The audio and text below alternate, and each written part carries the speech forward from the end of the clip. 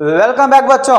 आज जो मैं बात करने जा रहा हूँ वो क्लास 12 वाले बच्चों के लिए, खासकर बिहार वाले बच्चों के लिए, जिसमें हम लोग 100 ऑब्जेक्टिव क्वेश्चंस और 2 मार्क्स वाले क्वेश्चंस की बात करने जा रहे हैं। तो आप लोग का जो 2026 में एग्जामिनेशन है उसके हिसाब से आपको ये वीडियो अच्छे तरीके से देखना चाहिए, समझना चाहिए, क्योंकि आपके एग्जामिनेशन के लिए बहुत ही ज्यादा इंपॉर्टेंट ये वीडियो है बिजनेस स्टडीज का। ठीक है, तो चलिए बच्चों हम लोग देखते हैं आखिर वो 100 एमसीक्यू क्वेश्चन मतलब ऑब्जेक्टिव क्वेश्चंस और 25 क्वेश्चंस जो हम 2 मार्क्स वाली बात करने जा रहे हैं, कंप्लीट अगर कहें तो एक तरीके से पूरा बुक का बात करने जा रहे हैं। ठीक है ना, तो चलिए हम लोग देखते हैं आखिर इसमें कौन कौन से हम लोग को बातें क्वेश्चंस के हिसाब से देखने हैं। तो सबसे पहला क्वेश्चंस की अगर बात करें बच्चा, तो यहाँ पे दिख रहा होगा, बोला कि प्रबंध के कितने स्तर होते हैं। ये तो हुआ हिंदी में, इसको इंग्लिश के हिसाब से हम लोग देख लें। How many level of management, बहुत सिंपल सा क्वेश्चन है, कितने होते हैं? 3 होते हैं, है कि नहीं है। टॉप लेवल की बात करें, मिडिल लेवल की बात करें और लोअर लेवल की बातें करें, इसी वजह से इसका आंसर जो हो जाएगा क्या हो जाएगा? ए। फर्स्ट का क्या हो जाएगा? ए हो जाएगा 3। नेक्स्ट क्वेश्चन यहाँ पे बोला गया बच्चा, सेकेंड नंबर, हम इंग्लिश में बात करेंगे, आप लोग जो है इसकी हिंदी में पढ़ के समझ सकते हो। बोला यहाँ पे the social responsibility of management क्या हो सकता है? Towards society, towards employees, towards government, ये सब के लिए होता है। टुवर्ड्स और लिखा हुआ है यहाँ पे, आप हिंदी में पढ़ सकते हो। प्रबंध का जो सामाजिक उत्तरदायित्व बोला गया क्या हो सकता है? सभी के प्रति सही होना चाहिए, है ना। मैनेजमेंट का जो लायबिलिटीज होता है या रिस्पॉन्सिबिलिटी की अगर बातें करें बच्चे, वो सबके लिए होता है। ठीक है, इसी वजह से इसका जो आंसर होगा वो क्या होगा? डी ऑप्शन होगा। ठीक है, बात समझ में आ गया। नेक्स्ट क्वेश्चन नंबर 3 की बात कर लेते हैं। बोला कि प्रबंध का सार क्या है? इसको इंग्लिश में अगर देखें, the essence of management is, आपने हिंदी में देख लिया क्या लिखा हुआ है? The essence of management. Essence of management यहाँ पे क्या होना चाहिए? ऑप्शन दिया गया 4। ए कोऑर्डिनेशंस, बी ऑर्गेनाइजेशंस, सी स्टाफिंग और डी ऑप्शन दिया है ऑल ऑफ दीज। तो बाकी बात बच्चों हम ये कहेंगे, जैसे मैं इसका जवाब दे रहा हूं तो आप उससे पहले वीडियो को पॉज कर करके सारे जवाब आप खुद से देने का कोशिश करो, और तब जब मैं आंसर अगर बता दूं फिर देखो आपका सही है या गलत, इससे कॉन्फिडेंस लेवल आपका बढ़ेगा। ठीक है, तो चलिए बच्चा, क्वेश्चन नंबर 3 आपको समझ में आ गया। द एसेंस ऑफ मैनेजमेंट बोला गया, ऑप्शंस यहाँ पे आपने देख लिया। क्या होना चाहिए इसका ऑप्शंस? तो होना चाहिए कोऑर्डिनेशंस। क्या होना चाहिए? तो कोऑर्डिनेशंस। तीसरा क्वेश्चन का जवाब क्या होगा? कोऑर्डिनेशंस। यहाँ पे आपको हिंदी में जो लिखा हुआ है इसको भी आप समझ जाओ। लिखा हुआ यहाँ पे जो प्रबंध का सार क्या है? समन्वय। अच्छा क्या है ना, ये सभी बातें नहीं हो सकता है। समन्वय का मतलब, कोऑर्डिनेशन का मतलब ये हो बच्चा, अगर मान लीजिए प्रबंध की अगर बातें अगर कर रहे हैं तो प्रबंध में होने के लिए सबसे मेन चीज होता है कोऑर्डिनेशन का। अगर मान लीजिए आप किसी भी बिजनेस का अगर बॉस अगर हैं, तो जब तक आपको एम्प्लॉय एक दूसरे के कोऑर्डिनेशन करके नहीं देगा कोई काम करने के लिए, क्या वो काम पूरा हो सकता है? बिल्कुल नहीं हो सकता। इसीलिए कोऑर्डिनेशन होना बहुत ज्यादा जरूरत है। इसी वजह से इसका आंसर जो होगा वो होगा ए, समन्वय, या आप इंग्लिश में आप कह सकते हो कोऑर्डिनेशंस। ठीक है, फोर्थ नंबर क्वेश्चन बोला कि यहाँ पे कोऑर्डिनेशन इज क्या होता है? वॉलंटरी होता है या नेसेसरी होता है या अननेसेसरी होता है या वेस्टेज ऑफ टाइम होता है? तो क्या होगा बच्चा? बी होगा। ठीक है ना, क्या होना चाहिए? नेसेसरी होता है। ठीक है, 4 का क्या होगा? बी होगा, मतलब आवश्यक है।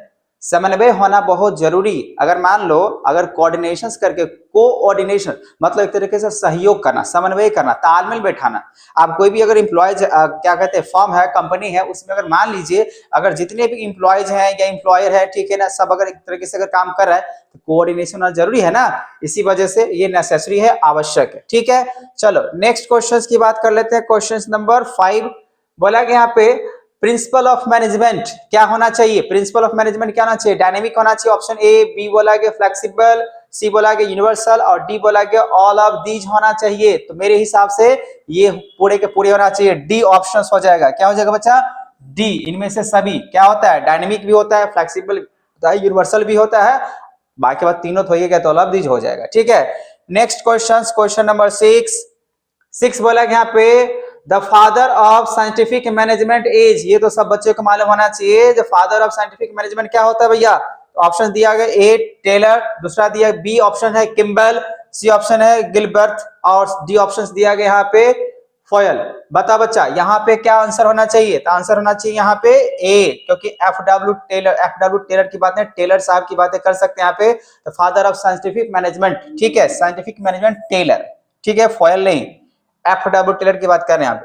ठीक है, next question next question 7 number, वैज्ञानिक प्रबंध कब प्रारंभ हुआ था? ये तो हुआ हिंदी में, इसको इंग्लिश में देख लीजिए बच्चा। When scientific management was introduced, बहुत ही सिंपल है। ऑप्शन अगर आपको मालूम होगा तो बता सकते हो, क्या आना चाहिए? पहला ऑप्शन दिया 1913, बी ऑप्शन 1832, और सी बोला गया 1903, और डी बोला गया 1920। तो ऑप्शन होगा ए 1913 में है ना, सबसे पहली बात अगर कहा जाए तो साइंटिफिक मैनेजमेंट को इंट्रोड्यूस किया गया था। ठीक है, सही से पढ़ा करो यार, सही से पढ़ते नहीं, गलत सलत जवाब दे देते हो। नेक्स्ट क्वेश्चन बोला यहाँ पे 8 number, the production in scientific management is, आप हिंदी में यहाँ पे देख सकते हो, ऑप्शंस दिया गया, ऑप्शंस मैक्सिमम, मिनिमम, नॉर्मल या नॉन ऑफ दी। बहुत ही सिंपल सा क्वेश्चन बच्चा, बोला गया है अगर आप साइंटिफिक तरीके से अगर मैनेजमेंट अगर करते हो, हिंदी में देख सकते हो, अगर वैज्ञानिक पद्धति से अगर कोई चीज को आप प्रबंध अगर करते हो, उस काम में क्या होगा? कमी आएगा, ज्यादा होगा, या सामान्य रहेगा, जैसे पहले था वैसे ही रहेगा, या इसमें से कोई नहीं होना चाहिए? तो बच्चा साफ साफ जवाब होना चाहिए मैक्सिमम। अगर काम को अगर सिस्टमेटिक तरीके से अगर करते हैं, ढंग से करते हैं, उसमें भी वैज्ञानिक साइंटिफिक मैनेजमेंट के तरीके से करते हैं, तो उसमें मैक्सिमम प्रोडक्शन होता है। ठीक है, भले वो उसमें जो है कॉस्ट ज्यादा लग जाए। चलो यहाँ पे बात समझ में आ गया, ए होगा मैक्सिमम। 9 का अगर बात करें, बोला यहाँ पे how many principles of management has been given by Henry Fayol. ये तो सबको मालूम है, कितना प्रिंसिपल दिए भैया? प्रिंसिपल ऑफ मैनेजमेंट की अगर बातें करें हेनरी फॉयल्स के हिसाब से कितना दिया गया? ऑप्शन ए दिया गया 5, ऑप्शन बी है 14, ऑप्शन सी दिया 16, और ऑप्शन डी दिया गया है 20। बताओ क्या होना चाहिए? तो सर सिंपल सी बात है, 14 दिया गया था। बात सही पकड़ा आपने। ठीक है, तो कितना हो जाएगा? 14 हो जाएगा। ये सारे क्वेश्चन साफ साफ तरीके से बच्चा आप लोग याद करो, बनाओ, कोशिश करो। ठीक है, 100% आपका रिजल्ट आएगा अच्छा। ठीक है, अगला क्वेश्चन बोला गया द साइंटिफिक मैनेजमेंट ब्रिंग्स, आप यहाँ पे हिंदी में पढ़ सकते हो, वैज्ञानिक प्रबंधन लाता है, क्या लाता है? सामाजिक परिवर्तन लाता है, आर्थिक परिवर्तन लाता है, मानसिक परिवर्तन या औद्योगिक परिवर्तन। ये तो हिंदी में। इंग्लिश में देखा जाए बच्चा यहाँ पे the scientific management brings, option दिया ए सोशल चेंज, उसके बाद यहाँ पे इकोनॉमिक चेंज, मेंटल चेंज, या डी बोला गया इंडस्ट्रियल चेंज। बताओ क्या आना चाहिए? यहाँ पे क्या होना चाहिए? सिंपल सी बात है, यहाँ पे साइंटिफिक मैनेजमेंट के तरीके से अगर कहा जाए समाज में तो कोई परिवर्तन की बात तो हम लोग कर नहीं सकते हैं। आर्थिक परिवर्तन, औद्योगिक परिवर्तन, मानसिक परिवर्तन यहाँ पे लगाओ। क्यों लगाओ? देखो बात बताते हैं आपको। बोलेंगे सर हमने तो सोचा था यहाँ पे इकोनॉमिक, या ऐसा नहीं होगा, मेंटल चेंज की बात हम इसलिए कर रहे हैं। देखिए यहाँ पे अगर कोई भी अगर साइंटिफिक मैनेजमेंट की तरीके से अगर बातें करते हैं, आप दवाई दुकान पे जाओ, ठीक है ना, आप दवाई वाले को देखना सब जितने भी दवाई है वो अल्फाबेट तरीके से, ठीक है ना, ए ग्रुप का कौन सा दवा है, बी ग्रुप का कौन सा दवा है, ठीक है ना, पूरे सिस्टम एक मैनेजमेंट तरीके से रखता है। उसमें क्या होता है ना, मानसिक स्थिति जो है ना दुकानदार का अगर कहे तो खराब नहीं होने वाला है। क्यों नहीं होने वाला है? उसको मालूम है अगर कोई अगर दवाई आया अगर ए से है तो ए वाले में जाकर ढूंढेगा, है कि नहीं? इसमें क्या है ना पूरे तरीके से अगर साइंटिफिक मैनेजमेंट कराते हैं तो मेंटल जो है ना, जो यहाँ पे बातें बताया जाए चेंज, वो बिल्कुल चेंज हो जाता है और आराम से काम हो सकता है। बाकी बात इसको सुधारने की बात नहीं, ठीक है, बात समझ में आ गया।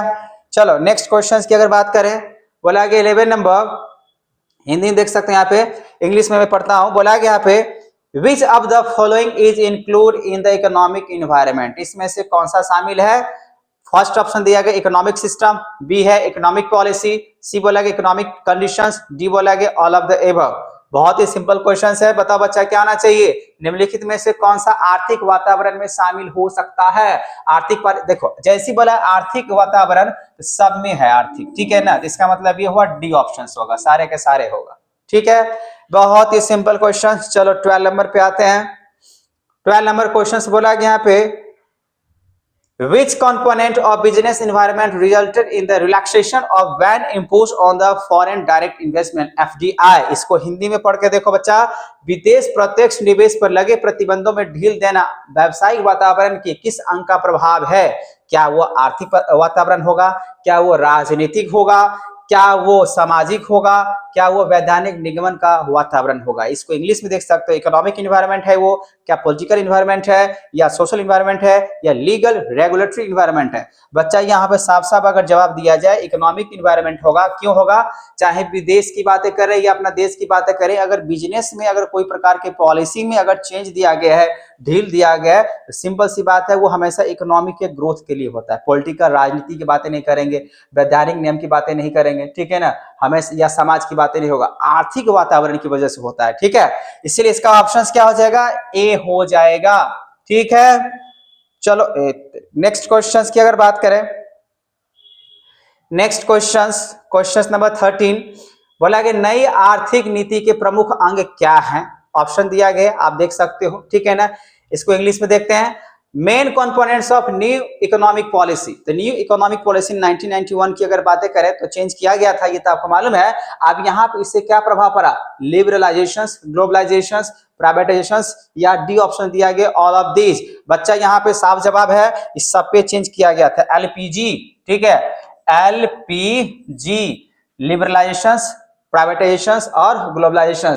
यहाँ पे मेन जो कंपोनेंट था न्यू जो इकोनॉमिक पॉलिसी लाया गया था 1991 की अगर बातें कर रहे हैं, इसमें सब चीज का बात हुआ था। ठीक है, इसी वजह से ये डी ऑप्शंस में हो जाएगा चेंज। ठीक है, मतलब ऑप्शन नंबर कौन सा होगा, डी, ध्यान रखना 13 का। ठीक है, नेक्स्ट क्वेश्चन की अगर बात करें, क्वेश्चन नंबर 14 बोला कि नवीन आर्थिक नीति कब घोषित किया गया था। देखिए अभी अभी मैंने आपको इसके बारे में बातें बताया, तो बताओ बच्चा किसमें किया गया था। मैंने अभी बताया ना 1991, तो साफ तो जवाब निकल के आ रहा है, लेकिन हमने डेट नहीं बताया था। न्यू इकोनॉमिक पॉलिसीज है ना, वो डिक्लेयर किया गया था जुलाई 1991 को। ठीक है, आएगा आएगा। चलो नेक्स्ट क्वेश्चन की बात कर लेते हैं। 15 नंबर बोला गया विच of the following is not an element of planning. इसमें से कौन सा जो है ना प्लानिंग के एलिमेंट्स नहीं है, या हिंदी में इसको पढ़ के देखो बच्चा, निम्नलिखित में से कौन सा नियोजन का एक तत्व नहीं है। नियम, कार्यक्रम, उद्देश्य या नियुक्तिकरण। देखो साफ साफ झलक रहा है यहाँ पे आंसर, साफ साफ यहाँ पे बच्चा यहाँ पे देख रहे हैं। ये देखो ऑप्शंस की अगर बात करें, रूल्स भी शामिल होता है। ठीक है, यहाँ पे लिखा हुआ is not element of planning. Rules, program, objectives ये सब होता है, लेकिन प्लानिंग में स्टाफिंग नहीं होता है। इसीलिए ऑप्शन होगा वो होगा डी, नियुक्तिकरण। देखो हिंदी में अगर पढ़ के देखोगे ना, तो नियोजन में नियम, कार्यक्रम, उद्देश्य सबको शामिल किया जाता है, लेकिन नियुक्तिकरण की बातें जो है ना नियोजन में बिल्कुल नहीं होता है। बात समझ में आ रहा है, बात समझ में आ रहा है। चलो नेक्स्ट क्वेश्चन की बातें करते हैं बच्चा। नेक्स्ट क्वेश्चन नंबर कौन सा होगा, तो होगा हम लोग का 16 नंबर क्वेश्चन कह रहे हैं यहाँ पे on which focus of planning is centred. बताओ on which focus of planning is centred. यहाँ पे हिंदी में लिखा हुआ है नियोजन का ध्यान निम्न में से किस पर केंद्रित होता है, नियोजन प्लानिंग। ठीक है, ऑप्शंस दिया गया यहाँ पे बजट, ऑब्जेक्टिव्स, प्रोग्राम, या डी ऑप्शन दिया गया रूल्स। क्या होना चाहिए, तो सिंपल सी बात है बच्चा, कोई भी चीज के लिए जो ध्यान केंद्रित रखना होता है उसके पीछे उद्देश्य होना चाहिए। ठीक है ना, so on which focus of planning, planning का जो सेंटर होता है ना उद्देश्य, ऑब्जेक्टिव्स क्यों, कैसे, कब, मतलब क्यों कर रहे हैं बिजनेस। ठीक है ना, तो कहना मतलब ये हुआ प्लानिंग जो होता है ना वो हमेशा किस पे डिपेंडेंट की अगर बात करें, ऑब्जेक्टिव सेंटर्ड होता है। ठीक है, उद्देश्य, आपका उद्देश्य क्या, आप प्लानिंग जो बना रहे हो कोई भी चीज को हासिल करने के लिए, तो कोई ना कोई उद्देश्य तो होगा जीतने के लिए। ठीक है, वेरी गुड। तो यहाँ पर अगर आप जीतने के लिए उद्देश्य अगर है, आपको जीतना है, इसका मतलब ऑब्जेक्टिव्स, नियोजन, प्लानिंग। ठीक है, इसलिए ऑप्शंस क्या हो जाएगा बच्चा, बी हो जाएगा। चलो नेक्स्ट क्वेश्चंस पे आते हैं। नेक्स्ट क्वेश्चंस के लिए अगर बात करें, क्वेश्चन नंबर 17, नियोजन एक प्रक्रिया है। क्या प्रक्रिया है, हिंदी में आप देख सकते हैं यहाँ पे आवधिक बोला गया, निरंतर बोला गया, आकस्मिक हो गया, वार्षिक हो गया। इसको अगर देखें हम लोग, प्लानिंग इज प्रोसेस क्या होता है, पीरियोडिक होता है, कंटिन्यूअस होता है, कैजुअल या एनुअल। सारे बच्चे से जवाब दे सकते हैं इसका, क्योंकि मैंने इसके प्लानिंग के पीछे वीडियो भी बनाए हैं। आपको ये एमसीक्यू क्वेश्चन सारे के सारे बन जाएगा, आप जाकर प्लेलिस्ट में ढूंढिए, आपको बीएसटी का प्लानिंग का मैंने पूरा पढ़ाया अच्छे तरीके से, आप उसको देख सकते हो। ठीक है, फिलहाल यहाँ पे बच्चा इसका आंसर क्या हो जाएगा, कंटिन्यूअस। प्लानिंग हमेशा क्या रहना चाहिए, कंटिन्यूअस, हमेशा सोचते रहना चाहिए। ठीक है, सोचते मतलब क्या, हर एक टॉपिक के बारे में, हर एक चीज के बारे में आपको यहाँ पे जवाब मिलना चाहिए। प्लान ऐसा थोड़ी है जो आज मैंने पढ़ाई कर लिया कल पढ़ाई नहीं करनी है। ठीक है ना, ऐसा नहीं, प्लान हमेशा एग्जीक्यूट होना चाहिए, कंटिन्यूअस प्रोसेस होता है। चलो ज्यादा इस पे नहीं, आप लोग को पता है। नेक्स्ट क्वेश्चन 18 नंबर बोला गया है of all managerial activities planning is the, beginning होता है, एंड होता है, या बिगिनिंग एंड एंड बोथ होता है, या नन ऑफ दीज। ऑप्शंस यहाँ पे देख लिया आपने, इंग्लिश में, हिंदी में पढ़ सकते हैं बच्चे। यहाँ पे क्या बोला गया, यहाँ पे नियोजन सभी प्रबंधकीय क्रियाओं का क्या प्रारंभ है, अंत है, प्रारंभ अंत दोनों है, इनमें से कोई नहीं। सिंपल सी बात है बच्चा, ये दोनों होता है, बिगिनिंग भी होता है और अंत भी होता है। प्लानिंग हमेशा जो मैनेजरियल एक्टिविटीज के लिए होता है वो स्टार्टिंग में भी है और अंत में भी है, हमेशा काम होता है। ठीक है, तो इसीलिए ऑप्शन क्या हो जाएगा इसका सी, 18 का सी हो जाएगा। नेक्स्ट क्वेश्चन की बात करें 19 नंबर, बोला गया यहाँ पे अ गुड प्लान इज, देखो अब गुड अगर प्लान है, अच्छा नियोजन है, तो अच्छा नियोजन कैसा होता है भैया? अच्छा जो नियोजन होगा कैसा होगा? एक्सपेंसिव होगा, टाइम कंज्यूमिंग होगा, फ्लेक्सिबल होगा या आपका रिजिड होगा? बताओ, सिंपल सी बात है, जो अच्छा प्लान होता है ना वो फ्लेक्सिबल होना चाहिए, लोचदार होना चाहिए, जब जरूरत पड़े उसके हिसाब से थोड़ा सा चेंज किया जाए। हाँ कॉस्टली भी होता है, आपने सही सोचा है, अगर गुड प्लान अगर है ठीक है तो एक्सपेंसिव भी हो सकता है, लेकिन सबसे इसका आंसर जो होना चाहिए बेस्ट ऑप्शन क्या है इसमें? फ्लेक्सिबल। ठीक है, मतलब लोचदार होना चाहिए यार, यही होना चाहिए प्लान। ऐसा नहीं जो एक बार मैंने जो बना दिया तो अपने आप को नहीं सुनते हैं, ठीक है ना, ऐसा नहीं भैया। जब जिस तरीके से आप सिचुएशंस क्रिएट हो उस सिचुएशन के हिसाब से आपको क्या करना होगा?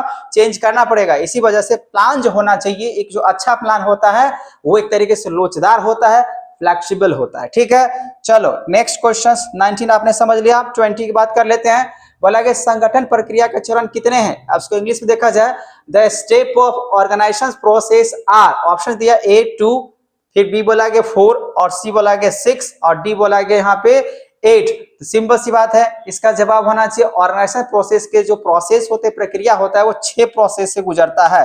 ठीक है, ऑप्शन नंबर कितना हो जाएगा? 6, नोट कर लेना। ठीक है, नेक्स्ट क्वेश्चन की अगर बात करें, बोला कि किसी, अच्छा इंग्लिश में, in and enterprises organisation is established by top management, middle management, lower management या बोर्ड ऑफ डायरेक्टर्स। आपने ऑप्शन समझ लिया, आप इसको हिंदी में भी पढ़कर देख सकते हो। किसी उपक्रम में संगठन की स्थापना करता है, किसी उपक्रम में बातें कर रहे हैं, किसी भी ऑर्गेनाइजेशन की बातें कर रहे हैं बच्चा, क्या होता है यहाँ पे? उच्चतम प्रबंधन, मध्यम प्रबंधन, निम्न प्रबंधन, संचालक मंडल। क्या होगा? क्या होगा जी? आपने सही सोचा, इसका आंसर जो होगा वो होगा टॉप मैनेजमेंट। डायरेक्टर नहीं, बोर्ड ऑफ डायरेक्टर बिल्कुल नहीं, डायरेक्टर किसी को भी बनाया जा सकता है, लेकिन मैनेजमेंट जो एक तरीके से एडमिनिस्ट्रेटिव होते हैं। ठीक है, फिलहाल यहाँ पे हम कह सकते हैं टॉप मैनेजमेंट क्या होगा? उच्चतम, हमेशा प्रबंधन कीजिए ना, संगठन की स्थापना करता है टॉप मैनेजमेंट। ठीक है बच्चा, ऑप्शन आपने देख लिया, ए होगा। नेक्स्ट क्वेश्चन पे आते हैं। नेक्स्ट क्वेश्चन 22 नंबर, बोला गया यहाँ पे वेयर इज ऑर्गेनाइजेशन नीडेड, कहां पे ऑर्गेनाइजेशन को जरूरत पड़ेगा? ऑप्शन दिया गया in business organisation, in non business organisation, in both A and B या नोवेयर। बहुत ही सिंपल सरल क्वेश्चन है, हिंदी में देख सकते हो। संगठन की आवश्यकता कहां होती है? व्यावसायिक संस्थाओं में, गैर व्यावसायिक संस्थाओं में, या ए एंड बी दोनों में होगा, या आप बोल सकते हैं यहाँ कहीं नहीं। तो पता ही है बच्चा क्या होना चाहिए, बिजनेस में भी होता है, और जो भी नॉन ऑर्गेनाइजेशन होता है बिजनेस के लिए, जहां पे मोटिव प्रॉफिट कमाना नहीं, लेकिन फिर भी अगर कहा जाए तो वहां पे उसमें संस्था की जरूरत होता है कि नहीं है? इसी वजह से दोनों सी ऑप्शन हो जाएगा। ठीक है, बिजनेस में भी जरूरत है और नॉन बिजनेस ऑर्गेनाइजेशन में भी जरूरत होता है। ठीक है, चलो ऑप्शन तो आपने देख लिया। 23 पे आते बच्चा। 23 बोला यहाँ पे which organisation structure is necessary. ठीक है, ऑप्शन दिया है formal, informal, both A and B या D none of these. Hindi में देख सकते हो कौन सा संगठन ढांचा आवश्यक है। ऑप्शंस दिया गया यहाँ पे औपचारिक, अनौपचारिक, या सी ए एंड बी दोनों होना चाहिए, या डी इनमें से कोई नहीं होना चाहिए। तो बताओ बच्चा इसमें क्या जवाब होना चाहिए? तो ऑप्शन हो जाएगा सी। ठीक है, ए एंड बी दोनों, क्योंकि यहाँ पे ऑर्गेनाइजेशन का स्ट्रक्चर जो है ना हर एक जगह पे जरूरत पड़ता है, फॉर्मल में भी या इनफॉर्मल में भी, लेकिन सबसे अच्छा अगर बातें करें जवाब जो होता है वो होता है आपका फॉर्मल में, लेकिन दोनों में जो है स्ट्रक्चर्स का होना बहुत ज्यादा जरूरत है। ठीक है, नेक्स्ट क्वेश्चन पे आते हैं। 24 नंबर, बोला कि यहाँ पे इंग्लिश में delegations can be done. Delegations क्या होता है? मैंने बताया डेलीगेशंस क्या होता है, पिछले वाले वीडियो में ये क्वेश्चंस इंपोर्टेंट की बातें कर रहे हैं। ठीक है ना, तो जो डेलीगेशंस है वो एक रिस्पॉन्सिबिलिटी, अकाउंटेबिलिटी या authority, non of these option दिया गया है। क्या होना चाहिए? इसको आप हिंदी में देख सकते हो, क्या लिखा हुआ है? भरापन किया जा सकता है अधिकार का, उत्तराधिकार का, सॉरी उत्तरदायित्व का, या जवाबदेही, या डी ऑप्शंस की अगर बातें करें बच्चा इसमें से कोई नहीं। तो हमेशा ध्यान रखना है डेलीगेशन जो किया जाता है किसी ऑथोरिटी के द्वारा दिया जाता है, इसी वजह से इसका आंसर क्या होगा बच्चा? ऑथोरिटी होगा। ठीक है, बात समझ में आ गया? ऑथोरिटी, जब कोई ऑथोरिटी दिया जाएगा किसी पर्सन को, भैया जाओ तुम ये काम करके लाओ, तो वही नहीं होगा डन, तो डेलीगेशन हमेशा जो होता है ऑथोरिटी पर्सन के द्वारा दिया जाता है। चलो ठीक है, नेक्स्ट क्वेश्चन की बात करें 25 नंबर, तो बोला कि विच of the following is the element of staffing, इसमें से कौन सा ऐसा एलिमेंट है जो स्टाफिंग के लिए होगा। फर्स्ट ऑप्शन की अगर बात करें, लिखा हुआ है रिक्रूटमेंट, बी ऑप्शन दिया है सिलेक्शंस, ट्रेनिंग, या डी। देखो यहाँ पे अगर हिंदी में देख सकते हो, निम्न में से कौन सा नियुक्तिकरण का तत्व कौन कौन सा इसमें हो सकता है। भर्ती, चयन, प्रशिक्षण या उपरोक्त सभी। बताओ बच्चा क्या होना चाहिए, तो आप लोग सही सोचे हैं, सब इसमें से होना जरूरी है। ठीक है, डी ऑप्शन होगा, ये सब होता है। चलो नेक्स्ट क्वेश्चन की बात कर लेते हैं 26 नंबर, इस बोला कि what is not include in the staffing, इसमें से कौन सा ऐसे बातें हैं जो हम लोग को जो है स्टाफिंग में इंक्लूड नहीं करना चाहिए। तो क्या होना चाहिए बच्चा, ऑप्शन दिया गया सिलेक्शंस, बी है ट्रेनिंग, सी है डायरेक्टिंग और डी है प्रमोशन। तो क्या नहीं होना चाहिए, तो डायरेक्टिंग इसमें इंक्लूड नहीं है। देखो सिलेक्शन जरूरी है, सिलेक्शन होता है कि नहीं होता है, अगर स्टाफिंग अगर सिलेक्शन होगा, ट्रेनिंग होगा और उसमें अगर अच्छा तरीके से काम कर लिया तो प्रमोशंस भी होता है, लेकिन डायरेक्टिंग थोड़ी होगा।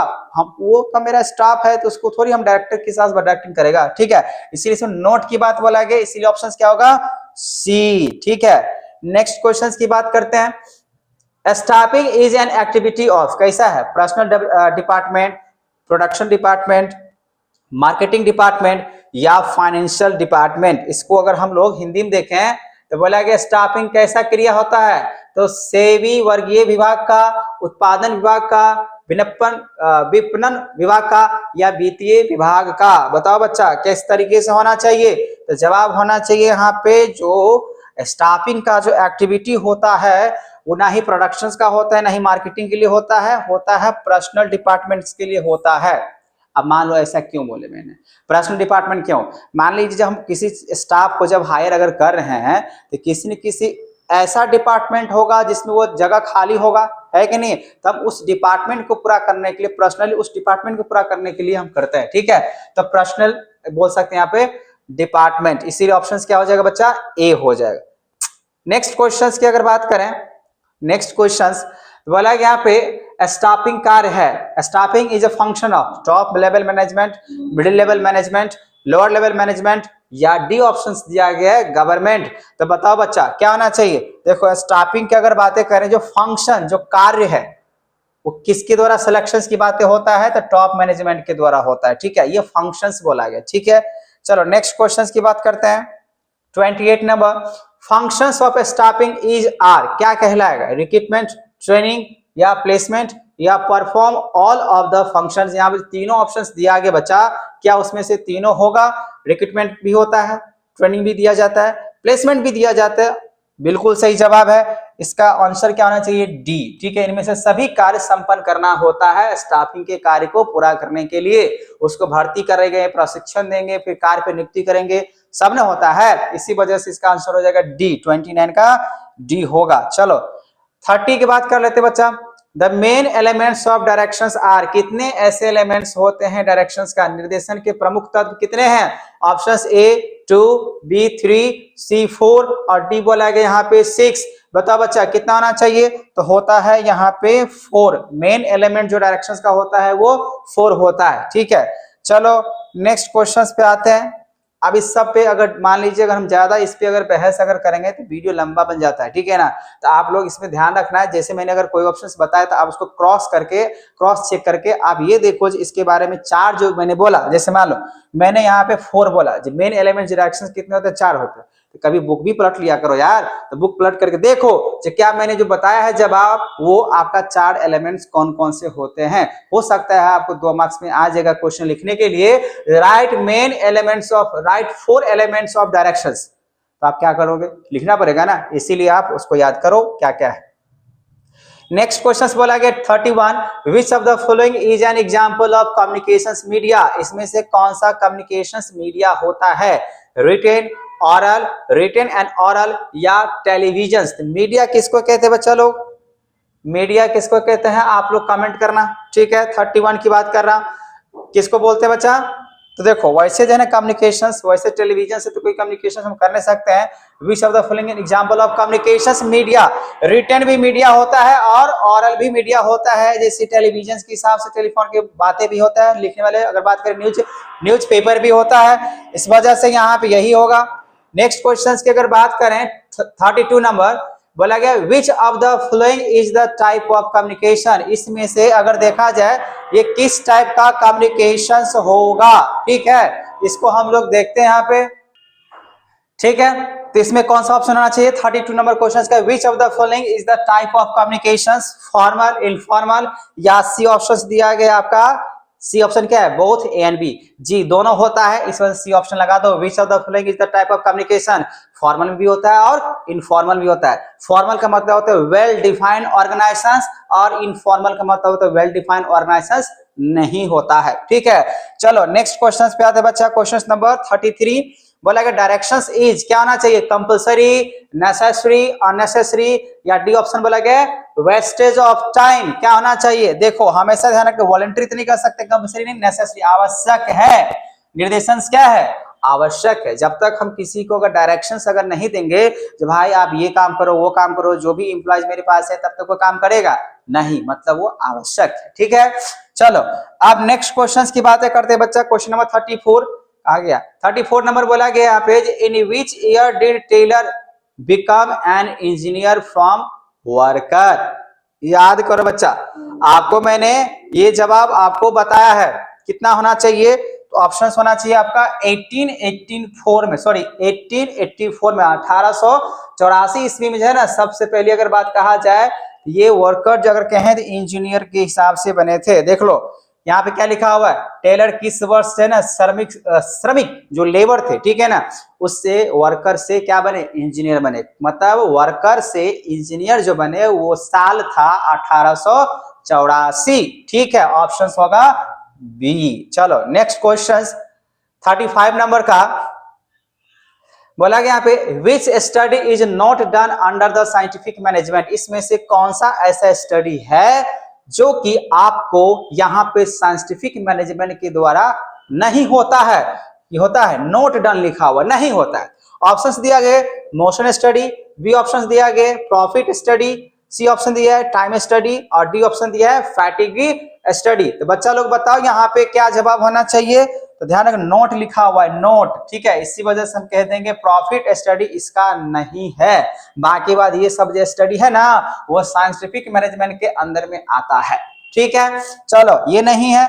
नेक्स्ट क्वेश्चंस की बात कर लेते हैं। नेक्स्ट क्वेश्चन नंबर 36 बोला गया यहाँ पे, example of the medium of communication is, इसमें से बताओ भाई लेटर दे के भी हम किसी से कम्युनिकेशन कर सकते हैं, टेलीफोन से हुआ, ईमेल हुआ, ऑल ऑफ दिस, सिंपल सी बात है। कम्युनिकेशंस का मतलब होता है किसी से हम अगर बातें करें अपनी बात उस तक पहुंचा सके। ठीक है ना, अगर इसको हिंदी में जो लिखा हुआ है संदेश वाहन के माध्यम का उदाहरण क्या है इसमें से, भाई संदेश तो आप पत्र से भी भेज सकते हो, टेलीफोन से भी, ईमेल से भी, और इनमें से सभी मतलब 36 का क्या ऑप्शन हो जाना चाहिए बच्चा, तो डी ऑप्शन। ठीक है, 36 का क्या हो जाएगा, डी हो जाएगा।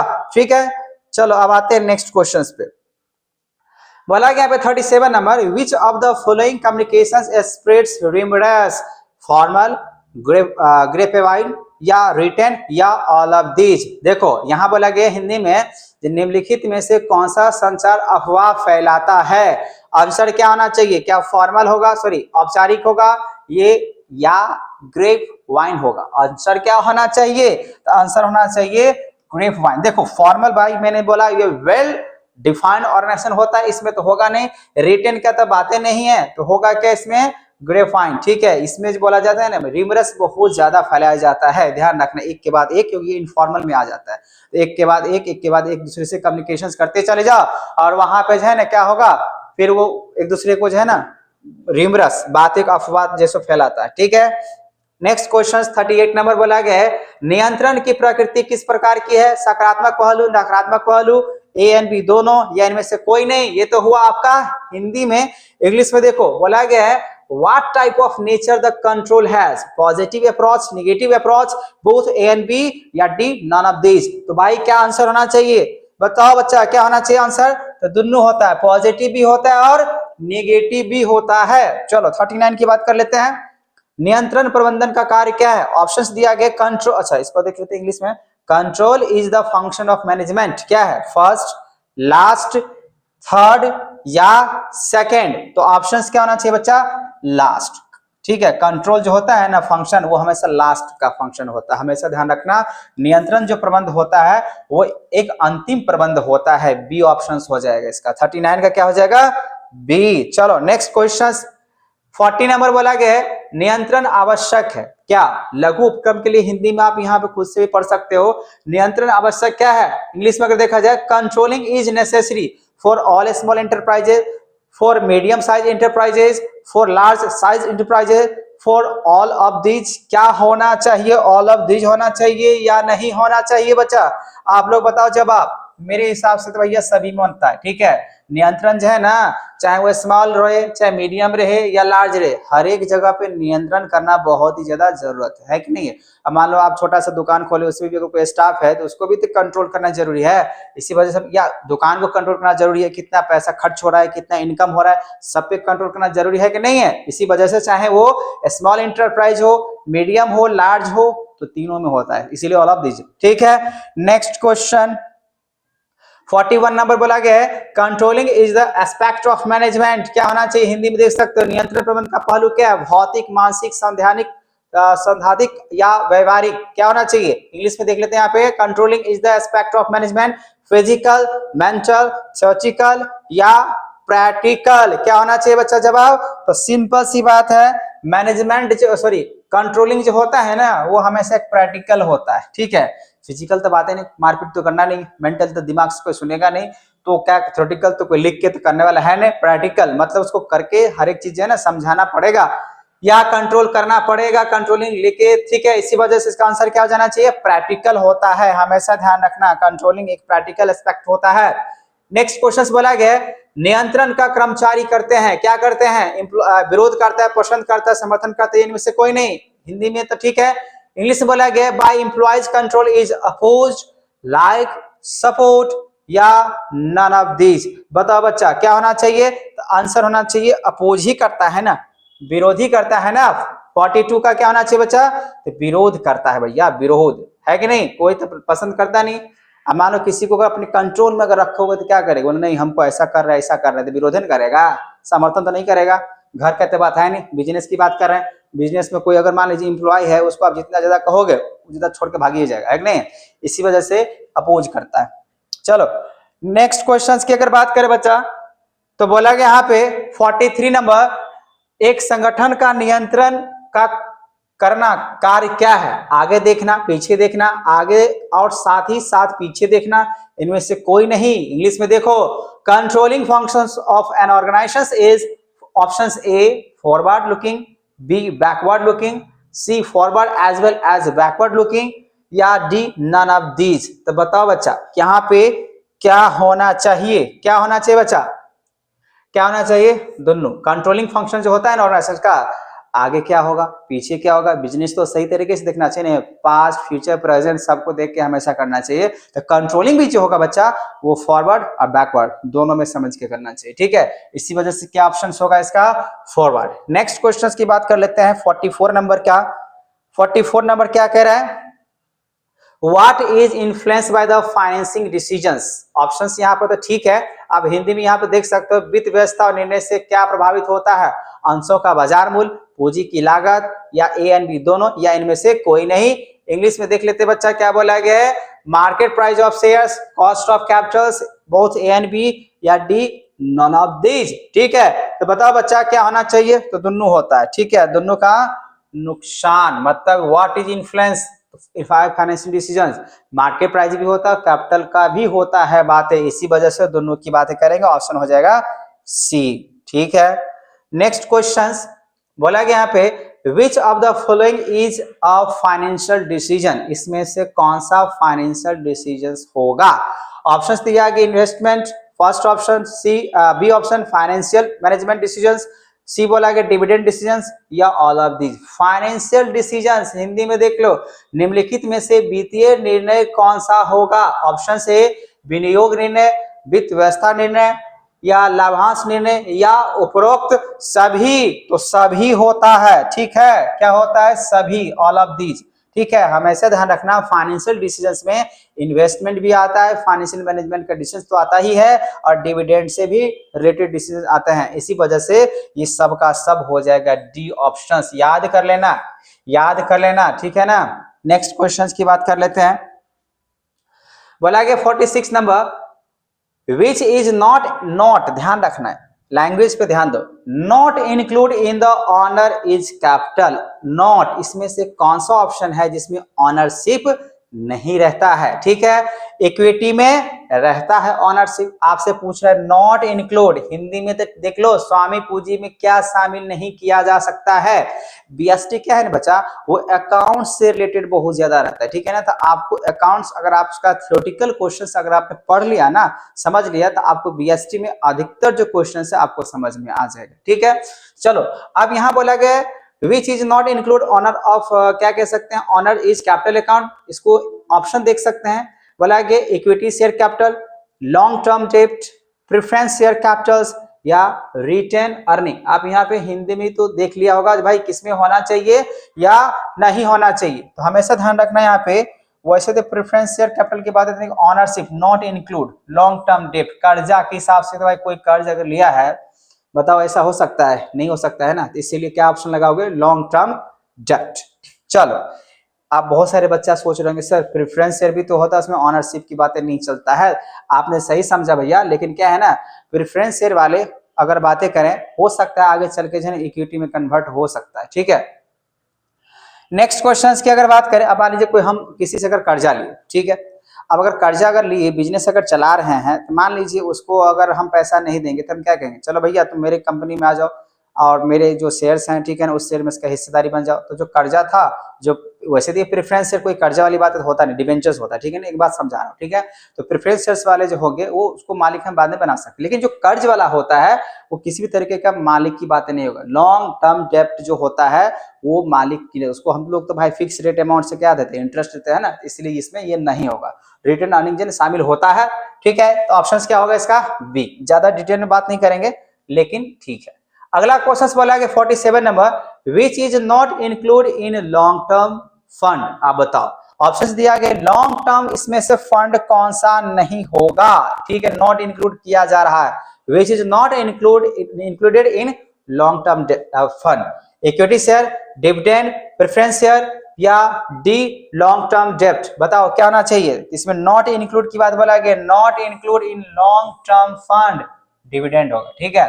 दीर्घकालिक कोष में क्या शामिल नहीं किया जा सकता है, लाभांश, ठीक है, जब जब प्रॉफिट हो तब तक बंटवारा कर लिया करो, इसी वजह से ये लॉन्ग टर्म फंड में ये शामिल नहीं होता है, ठीक है। चलो नेक्स्ट क्वेश्चंस की बात कर लेते हैं। 48 नंबर इंग्लिश, यहां बोला गया है for a joint stock company payment of dividend is voluntary, compulsory, necessary या नॉन ऑफ दिस। इसको थोड़ा हिंदी में देख लो बच्चा, एक संयुक्त पूंजी वाली कंपनी के लिए लाभांश का भुगतान है ऐच्छिक, अनिवार्य, आवश्यक या इनमें से कोई नहीं। तो जवाब क्या होना चाहिए भैया, वॉलंटरी, ठीक है। For a joint stock company payment of dividend is voluntary है, ठीक है, मतलब ऐच्छिक तरीके से हो सकता है। वॉलंटरी मतलब क्या, ऐच्छिक, मन है तो करेंगे या नहीं है तो मन नहीं करेंगे, ठीक है, जरूरी नहीं है, ठीक है, इसीलिए वॉलंटरी लगाएंगे इंग्लिश के हिसाब से ए ऑप्शन, तो बाकी ये भी तो ए ही होगा, ठीक है, आपने देख लिया। नेक्स्ट क्वेश्चन पे चलते हैं बच्चा, क्वेश्चन नंबर 49 क्या कह रहे हैं यहाँ पे, क्या कह रहा है क्वेश्चन नंबर 49, क्वेश्चन 49 कह रहा है जो what does affect the value of company, capital cost, market price of shares, C option बोला बोथ ए एंड बी या डी नॉन ऑफ दीज। बताओ बच्चा, जल्दी जल्दी जवाब दो।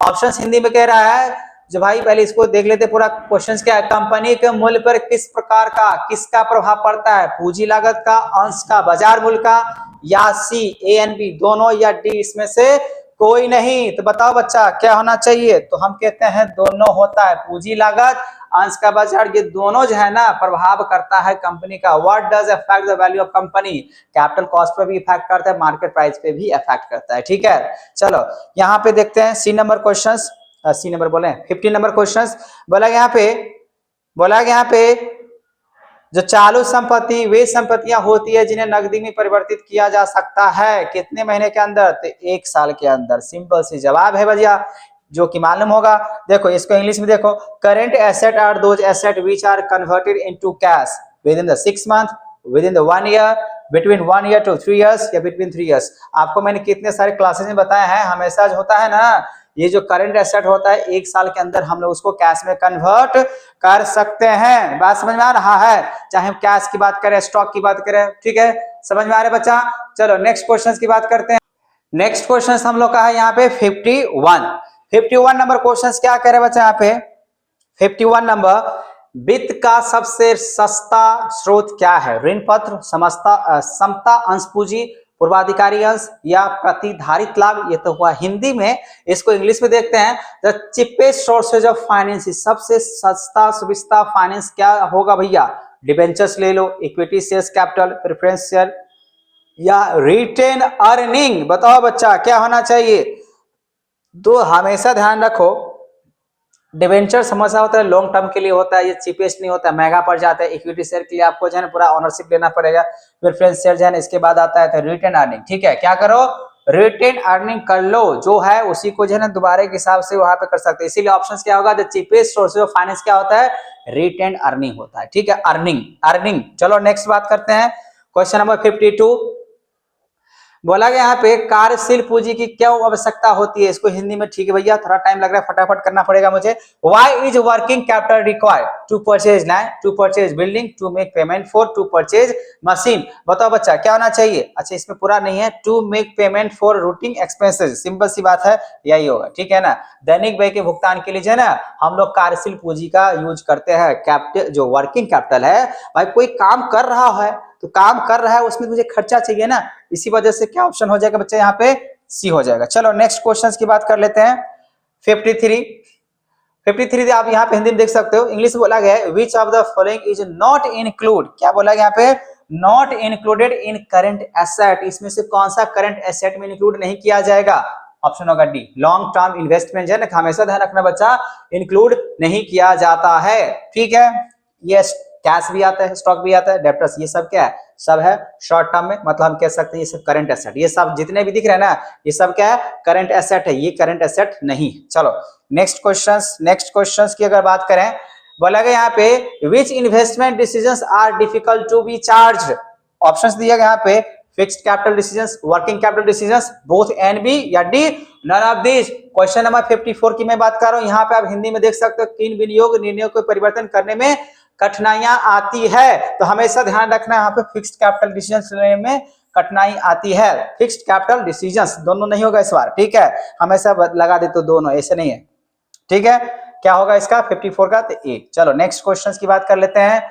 बोला कि यहाँ पे in which type of organisation investment in fixed asset is inessential. बताओ बच्चा क्या होना चाहिए, बोला कि in which type of organisation investment in fixed asset is inessential. इसको हिंदी में देख सकते हो, लिखा किस प्रकार के संगठन में अचल संपत्तियों में निवेश आवश्यक है, व्यापार में, विनिर्माण में या बोथ ए एंड बी। तो हमेशा यहाँ पे ध्यान रखो, इसका जो आंसर होना चाहिए मैन्युफैक्चरिंग में। ठीक है, फिक्स एसेट जैसे मशीन, मान लो कोई चीज को हम मैन्युफैक्चरिंग कर रहे हैं, तो मैन्युफैक्चरिंग कर, लेकिन मुझे मशीन तो चाहिए, जमीन तो चाहिए, तो इसीलिए हम कह सकते हैं यहाँ पे फिक्स एसेट उसमें तो लगाना पड़ेगा, बार बार चेंज करने की जरूरत नहीं पड़ना चाहिए। ठीक है, तो मैन्युफैक्चरिंग और कोई चीज का उत्पादन अगर कर रहे हैं तो उत्पादन कराने के लिए मशीन या उसके रिलेटेड अगर बात करें टूल्स, ये सब जरूरत है। ठीक है, चलो बच्चा नेक्स्ट क्वेश्चन की बात कर लेते हैं। क्वेश्चन नंबर 56 बोला गया यहाँ पे which is the major part of financial system. इसमें से कौन सा मेजर जो है ना पार्ट होगा। Option A financial market, financial institutions, financial securities या D all of the above. बहुत ही सिंपल सा जवाब है, दोनों डी होना चाहिए। क्या होना चाहिए, उपरोक्त सभी। बोला गया यहाँ पे जो वित्त व्यवस्था का प्रमुख अंग कौन सा है, वित्तीय बाजार है, वित्तीय संस्थाएं, वित्तीय प्रतिभूतियां हैं। ठीक है, सब होता है, तो फाइनेंशियल, इसीलिए सब हो जाएगा, ऐसा नहीं है। ऐसा जवाब तुम लोग मत देना, ठीक है, ये सब इसमें ऐसा है, ये ट्रिक्स नहीं है। फिलहाल इसका पढ़ के अच्छे तरीके से समझ के देना जवाब, ठीक है, तो डी ऑप्शन हो जाएगा। चलो नेक्स्ट क्वेश्चन की बात कर लेते हैं बच्चा। 57 नंबर बोला गया है which of the following is included in the financial asset. Financial asset में कौन कौन सा लिया जा सकता है। Option A shares, option B अगर बात करें डिवेंचर्स, उसके बाद ऑप्शन सी की बात करें ट्रेजरी बिल्स, या D all of the above, सारे ऑप्शंस होगा बच्चा, ये सबको शामिल किया जाता है, सबको। ठीक है, नेक्स्ट क्वेश्चन। नेक्स्ट क्वेश्चन की अगर बात करें तो बोला कि विच of the following fall in the category of zero coupon bond. बहुत ही अच्छा क्वेश्चन है, आप इसको अगर अकाउंटेंसी अगर पढ़ा होगा ना तो उसका जवाब दे सकते हो। जीरो कूपन बॉन्ड जो इसमें से कौन से में आएगा? क्या वो ट्रेजरी बिल में आता है, वाणिज्यिक बिल में आता है, जमा प्रमाण पत्र में आता है, ठीक है, या वाणिज्यिक बिल में? ठीक है, इसको थोड़ा हम लोग इंग्लिश में देख लेते हैं। Which of the following fall, बोला कि in category of zero coupon bond. ठीक है, क्वेश्चन नंबर 58 है, क्या होगा भैया? क्या ये ट्रेजरी बिल होगा, कमर्शियल पेपर होगा, या सर्टिफिकेट ऑफ डिपॉजिट होगा, या कमर्शियल बैंक होगा? तो आंसर होना चाहिए इसका जो कूपन, जीरो कूपन बॉन्ड जो होता है ना भैया, जीरो कूपन बॉन्ड, वो होता है ट्रेजरी बिल के लिए होना चाहिए। ठीक है, ट्रेजरी, सर्टिफिकेट डिपॉजिट नहीं आता, कमर्शियल पेपर भी नहीं आता। ठीक है, यही आएगा, ट्रेजरी बिल्स होगा, देख लेना। 58 की अगर बातें करें ट्रेजरी बिल में आ जाएगा। नेक्स्ट क्वेश्चन की बात करते हैं, 59 नंबर। बोला कि यहाँ पे Sensex is based on how many companies. आपको मालूम होगा, मैंने बहुत बार बताया है बच्चा। ठीक है, 59 का अगर बात करें, मैंने बहुत बार बताया है, तो हमेशा ध्यान रखना 30 होता है। Sensex is based on how many companies, 30 company. बहुत सारे बच्चे को मैंने तो ऑनलाइन सीखा इस तरीके से, किस तरीके से मार्केटिंग किया था, ऑनलाइन स्टॉक मार्केट, तो उसमें मैंने बात बताया है। ठीक है, तो क्या होगा? 30 होता है। चलो नेक्स्ट क्वेश्चन की बात कर लेते हैं, 60 नंबर। बोला कि यहाँ पे मनी मार्केट जो डील्स करेगा, मनी मार्केट, मनी मनी, तो मनी मार्केट जो डील्स करेगा बच्चा, वो किस तरीके की बात करता है? हमेशा शॉर्ट टर्म फंड करता है, लॉन्ग टर्म फंड नहीं करता। अभी देखना ना, इसमें बात कर लेंगे। तो ठीक है, 60 का क्या होगा? शॉर्ट टर्म फंड करता है। मनी मार्केट हमेशा ध्यान रखना, वो अल्पविधि कोष में बातें किया जाता है। ठीक है बच्चा, मैंने क्या बताया? Short term fund. 60 का क्या होगा? Short term fund. ठीक है, चलो अगला बात कर लेते हैं नेक्स्ट क्वेश्चन का, 61। कैपिटल मार्केट जो हमेशा डील करते हैं बच्चा, कैपिटल मार्केट जो डील करेगा वो हमेशा किसमें करता है? किसमें करता है? क्या ऑप्शंस क्या है? Short term fund, medium term fund, long term fund, ये होगा सी ऑप्शंस। ठीक है, कैपिटल मार्केट हमेशा लॉन्ग टर्म में बातें करता है, और ये जो मनी की मैंने बात बताया ना, मनी मार्केट, वो हमेशा शॉर्ट टर्म में बात करता है। ठीक है, ऑप्शन मैंने बता दिया। नेक्स्ट क्वेश्चन की बात कर लेते हैं, 62। बोला कि यहाँ पे the SEBI was establish in, बताओ सेबी सिक्योरिटीज की बातें करते हैं यहाँ पे, जो कब इसका एस्टेब्लिशमेंट हुआ है? बताओ बच्चा, सही जवाब दो। क्या 1988 में हुआ, या 1990 में हुआ, 1992 में हुआ, या 1994 में हुआ? बताओ क्या होना चाहिए जवाब? तो मेरे हिसाब से तो 1988 में हुआ था। आप लोग का क्या है जवाब? आप कमेंट करो। ठीक है, नेक्स्ट क्वेश्चंस की बात कर लेते हैं बच्चा। नेक्स्ट क्वेश्चंस बोला गया, stock exchange protect the interest of investor, company, government, या नन ऑफ दीज? बताओ बच्चा क्या होना चाहिए? तो हमेशा ध्यान रखना, जो स्टॉक एक्सचेंज होता है ना, वो हमेशा इन्वेस्टर को प्रोटेक्ट, इंटरेस्ट की बात करता है। Stock exchange protest the interest of, protest of interest, तो स्कंद विनिपिन हित की जो सुरक्षा करता है, किसको? निवेशकों को करता है। ठीक है, इसीलिए होगा आंसर ए, ऑप्शंस होगा ए, इन्वेस्टर को करता है। चलो नेक्स्ट क्वेश्चंस की बात कर लेते हैं, 64 नंबर बोला गया हेड ऑफिस। ध्यान रखना, मैं इस बार जो बात कर रहा हूं वो हेड ऑफिस का। ठीक है, तो हेड ऑफिस की अगर बात करें बच्चा, तो हेड ऑफिस ऑफ सेबी कहाँ है? दिल्ली में, मुंबई में, कोलकाता में, चेन्नई में? मुंबई में। ठीक है, मुंबई। मैंने पहले ही बात किया था पढ़ाते समय भी, और पिछले मैंने वीडियो दिया उसमें ही बात किया। लगभग में देखो क्वेश्चंस आपको सेम ही है। ठीक है, तो आपको क्या करना है, जो मैं वीडियो में बात कर रहा हूँ क्वेश्चन, उसको अच्छे तरीके से भैया याद कर लेना, आपको जो है ना अच्छे मार्क्स आ जाएंगे। ठीक है, चलो नेक्स्ट क्वेश्चन की बात करते हैं बच्चा। क्वेश्चन नंबर 65 बोला कि for stock exchange the service of SEBI. अब बताओ इसमें क्या काम होता है? Stock exchange the service of SEBI are, इसको हिंदी में देख सकते हैं, स्कंद विनिपिन के लिए सेबी का सेवाएं क्या है? ऐच्छिक है, आवश्यक है, आवश्यक नहीं है, या डी ऑप्शंस बोला गया अनिवार्य। ठीक है, क्या बोला गया? अनिवार्य। तो देखो मेरे हिसाब से तो अनिवार्य होना चाहिए, मतलब कंपलसरी इसको इंग्लिश में बोलते हैं। ठीक है, इसको इंग्लिश में क्या कहते हैं? कंपलसरी। देखो कंपलसरी कहीं पे है? बिल्कुल है, कंपलसरी। ठीक है, हिंदी में बोलते हैं अनिवार्य। ठीक है बच्चा, जरूरी भैया, जब तक उसको गाइड नहीं मिलेगा तब तक कहां से हो सकता है। चलो नेक्स्ट क्वेश्चन की बात कर लेते हैं, 66 बोला गया यहाँ पे विच of the following is the function of marketing. Marketing का क्या क्या फंक्शन होता है? क्या प्रमोशंस है, फिजिकल डिस्ट्रीब्यूशन, ट्रांसपोर्ट, या ऑल ऑफ द एबव? देखो भैया यहाँ पे जो काम होना चाहिए वो होना चाहिए ऑल ऑफ द एबव होना चाहिए, ठीक है। 67 की बात करते हैं। 67 बोला गया है which of the following is the example of durable product, इसमें से बताओ कौन सा ड्यूरेबल प्रोडक्ट है। ड्यूरेबल, हाँ इतना आसान क्वेश्चन, बताओ।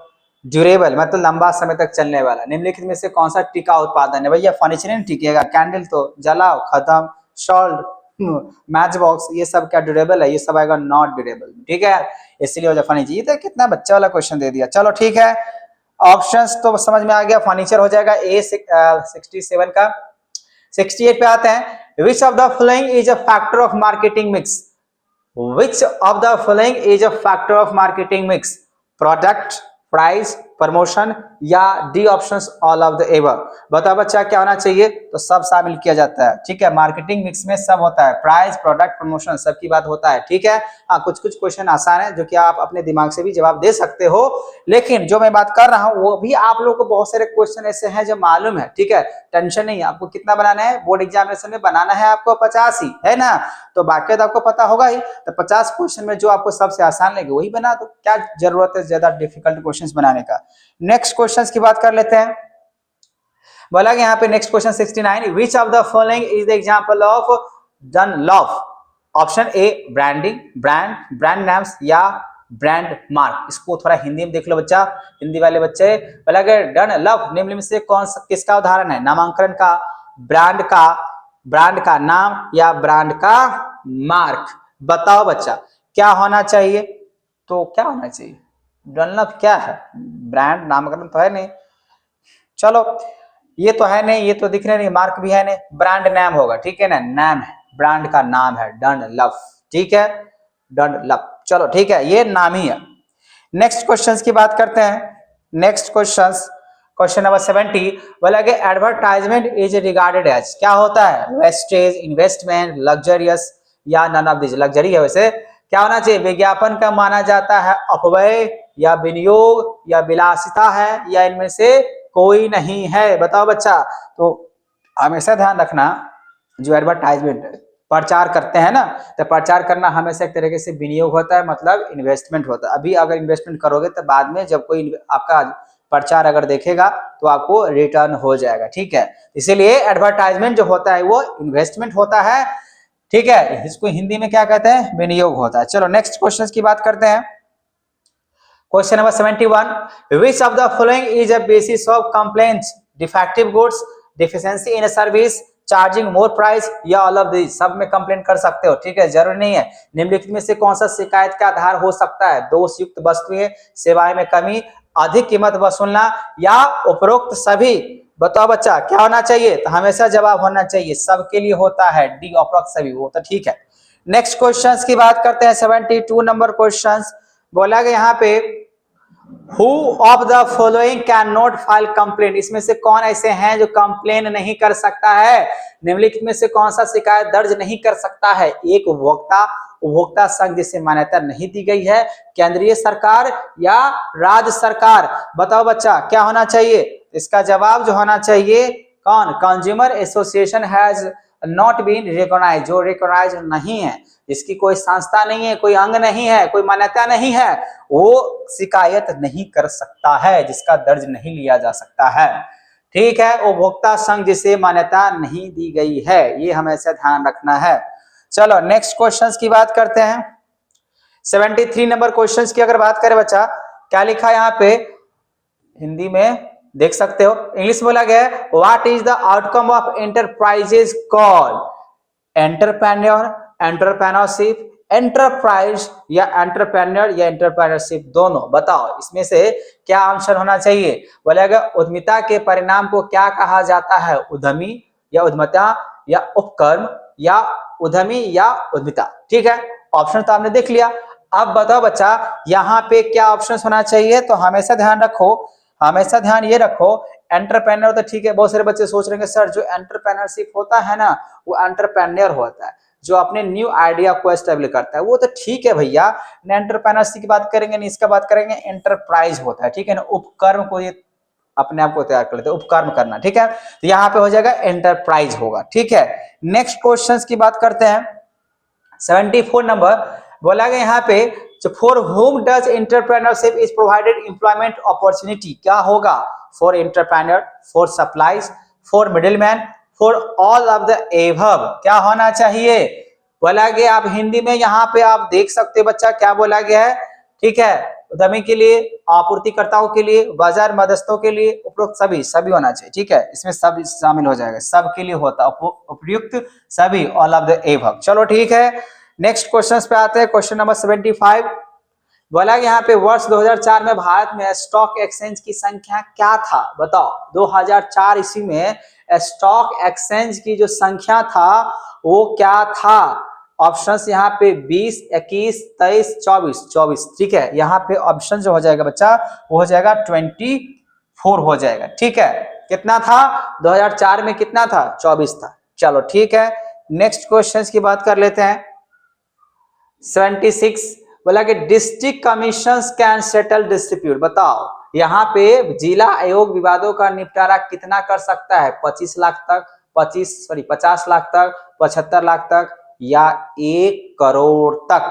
कितना तक वो निपटारा कर सकता है? आपको मैंने अच्छे तरीके से बताया है, 25 लाख से ऊपर एक अप टू 1 करोड़, ठीक है, ये ध्यान रखना है, अप टू 1 करोड़ तक कर सकता है, 25 लाख ही तक नहीं करेगा, 1 करोड़ तक कर सकता है। 25 लाख तक स्टार्टिंग के हिसाब से बात करेंगे, 1 करोड़, 1 करोड़ तक जो होता है ना बच्चा, वो जिला आयोग जो है ना, किसी प्रकार के अगर कंज्यूमर्स के हिसाब से उसको अगर मिलता है तो कंप्लेन, तो वो 1 करोड़ तक का डील हिस्साबारी करके, मतलब विवाद को निपटारा करके दे सकते हैं, 1 करोड़ का जब रहेगा तब, ठीक है। नेक्स्ट क्वेश्चन की अगर बात करें बच्चा, क्वेश्चन नंबर 77 बोला कि यहाँ पे the mechanism for settlement of consumer dispute is 1 tyre, 3 tyre, 2 tyre या नन ऑफ दिस? क्या होता है mechanism of settlement of consumer dispute? कितने तरीके से होता है?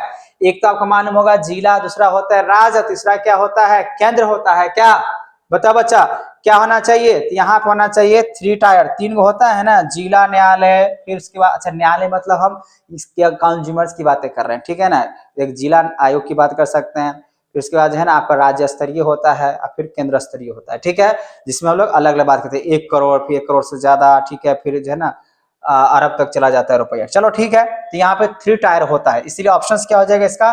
बी हो जाएगा, ठीक है, त्रिस्तरीय।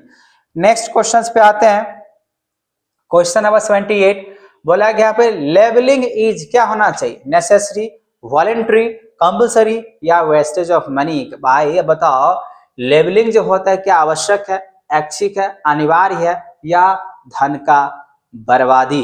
बताओ बच्चा क्या होना चाहिए? देखो मेरे हिसाब से तो आवश्यक है, ठीक है। अब मान लो अगर कोई प्रोडक्ट अगर है उस पर अगर लेबल अगर दिए रहेंगे तब तो सही तरीके से उसका मार्केटिंग होगा, खर्चा तो नहीं है, मतलब खर्चा मतलब ये नहीं, वेस्टेज ऑफ मनी तो नहीं है, ये जो ऑप्शन लिखा हुआ है ना। अच्छा ये बोला कि वॉलंटरी, ऐच्छिक नहीं है, ठीक है, आप मार्केट मान लो, ठीक है, इसमें अगर लेबल चढ़ाए या नहीं चढ़ाए उससे मार्केटिंग नहीं हो पाएगा, तो मार्केटिंग कराने के लिए, मार्केटिंग होने के लिए आपको लेबलिंग कराना जरूरी है, आवश्यक है, नेसेसरी है, ठीक है ना, इसलिए 78 का ऑप्शन हो जाएगा ए। नेक्स्ट क्वेश्चन की बात करते हैं, बोला गया यहाँ पे entrepreneurship fails to lead partnership form new corporate divisions या हम कह सकते हैं new subsidiary ventures, none of the above. बताओ 79 का यहाँ पे क्या होना चाहिए? 79 का यहाँ पे क्या होना चाहिए बच्चा? बताओ, partnership form, new corporate divisions, new subsidiary ventures या नन ऑफ द एबव? क्या होना चाहिए? मेरे हिसाब से तो होना चाहिए यहाँ पे पार्टनरशिप, ठीक है। उद्यमिता के नेतृत्व में प्रदान नहीं करती है साझेदारी फर्म, नया नियम, विभाजन, नवीन अनुदान उद्यम, ये तो दोनों करता है, ये नहीं करता, ठीक है, इसीलिए क्या हो जाएगा इसका ऑप्शन 79 का हो जाएगा ए, ठीक है। 80 का देखते हैं बच्चा क्या कह रहा है, 80 का क्या कह रहा है? बोला कि यहाँ पे विच of the following is not a, not यहाँ बोला कि नॉट, ठीक है, not a characteristic of entrepreneurship, इसमें से कौन सा ऐसा है जो कैरेक्टरिस्टिक नहीं है एंटरप्रेन्योरशिप का? Risk taking, innovations, creativity activity या मैनेजरियल ट्रेनिंग? बताओ बच्चा, रिस्क टेकिंग भी एक तरीके से एंटरप्रेन्योरशिप का काम होता है, जो अगर एंटरप्रेन्योर अगर बनता है अपने आप को, ठीक है ना, इनोवेटिव भी करता है, वो क्रिएटिव एक्टिविटी भी करता है, लेकिन लिखा हुआ है नॉट कैरेक्टरिस्टिक, तो नॉट कैरेक्टरिस्टिक के लिए अगर बातें करें तो हो जाना चाहिए आपका डी, मैनेजरियल ट्रेनिंग नहीं होता है। ये सब होता है। निम्नलिखित में से कौन सा उद्यमिता की विशेषता नहीं है? देखो, जोखिम लेना है, नवाचार करना है, सृजनकर्ता भी है, लेकिन प्रबंधकीय प्रशिक्षण नहीं है। मतलब कहने का मतलब यहाँ पे नहीं से पूछ रहा है, इसीलिए ये वाली ऑप्शंस होगा। ठीक है, डी ऑप्शंस हो जाएगा 80 का। ठीक है बच्चा, अब मैं बात कर लेता हूं 81 का। 81 का क्या कह रहा है? Entrepreneur development institute of India is situated in. अरे भैया, ये तो कितना आसान क्वेश्चन है, सीधा अहमदाबाद लगाओ। ठीक है, हमेशा ध्यान रखना, entrepreneur development institute of India जो है वो कहाँ है? तो अहमदाबाद में। ठीक है ना, अहमदाबाद गुजरात बोल सकते हो। फिलहाल यहाँ पे अहमदाबाद एग्जैक्ट है लोकेशन, तो आप यहाँ पे लोकेशन मतलब प्लेस, जगह। ठीक है, तो अहमदाबाद लगाओ। ठीक है, तो 81 का क्या हो जाएगा? ए। ठीक है, अब नेक्स्ट क्वेश्चन की बात कर लेते हैं। नेक्स्ट क्वेश्चन 82 नंबर बोला गया, एन एंटरप्रेन्योर इज बॉर्न या मेड या बॉर्न एंड मेड बोथ, दोनों, या D options none of this.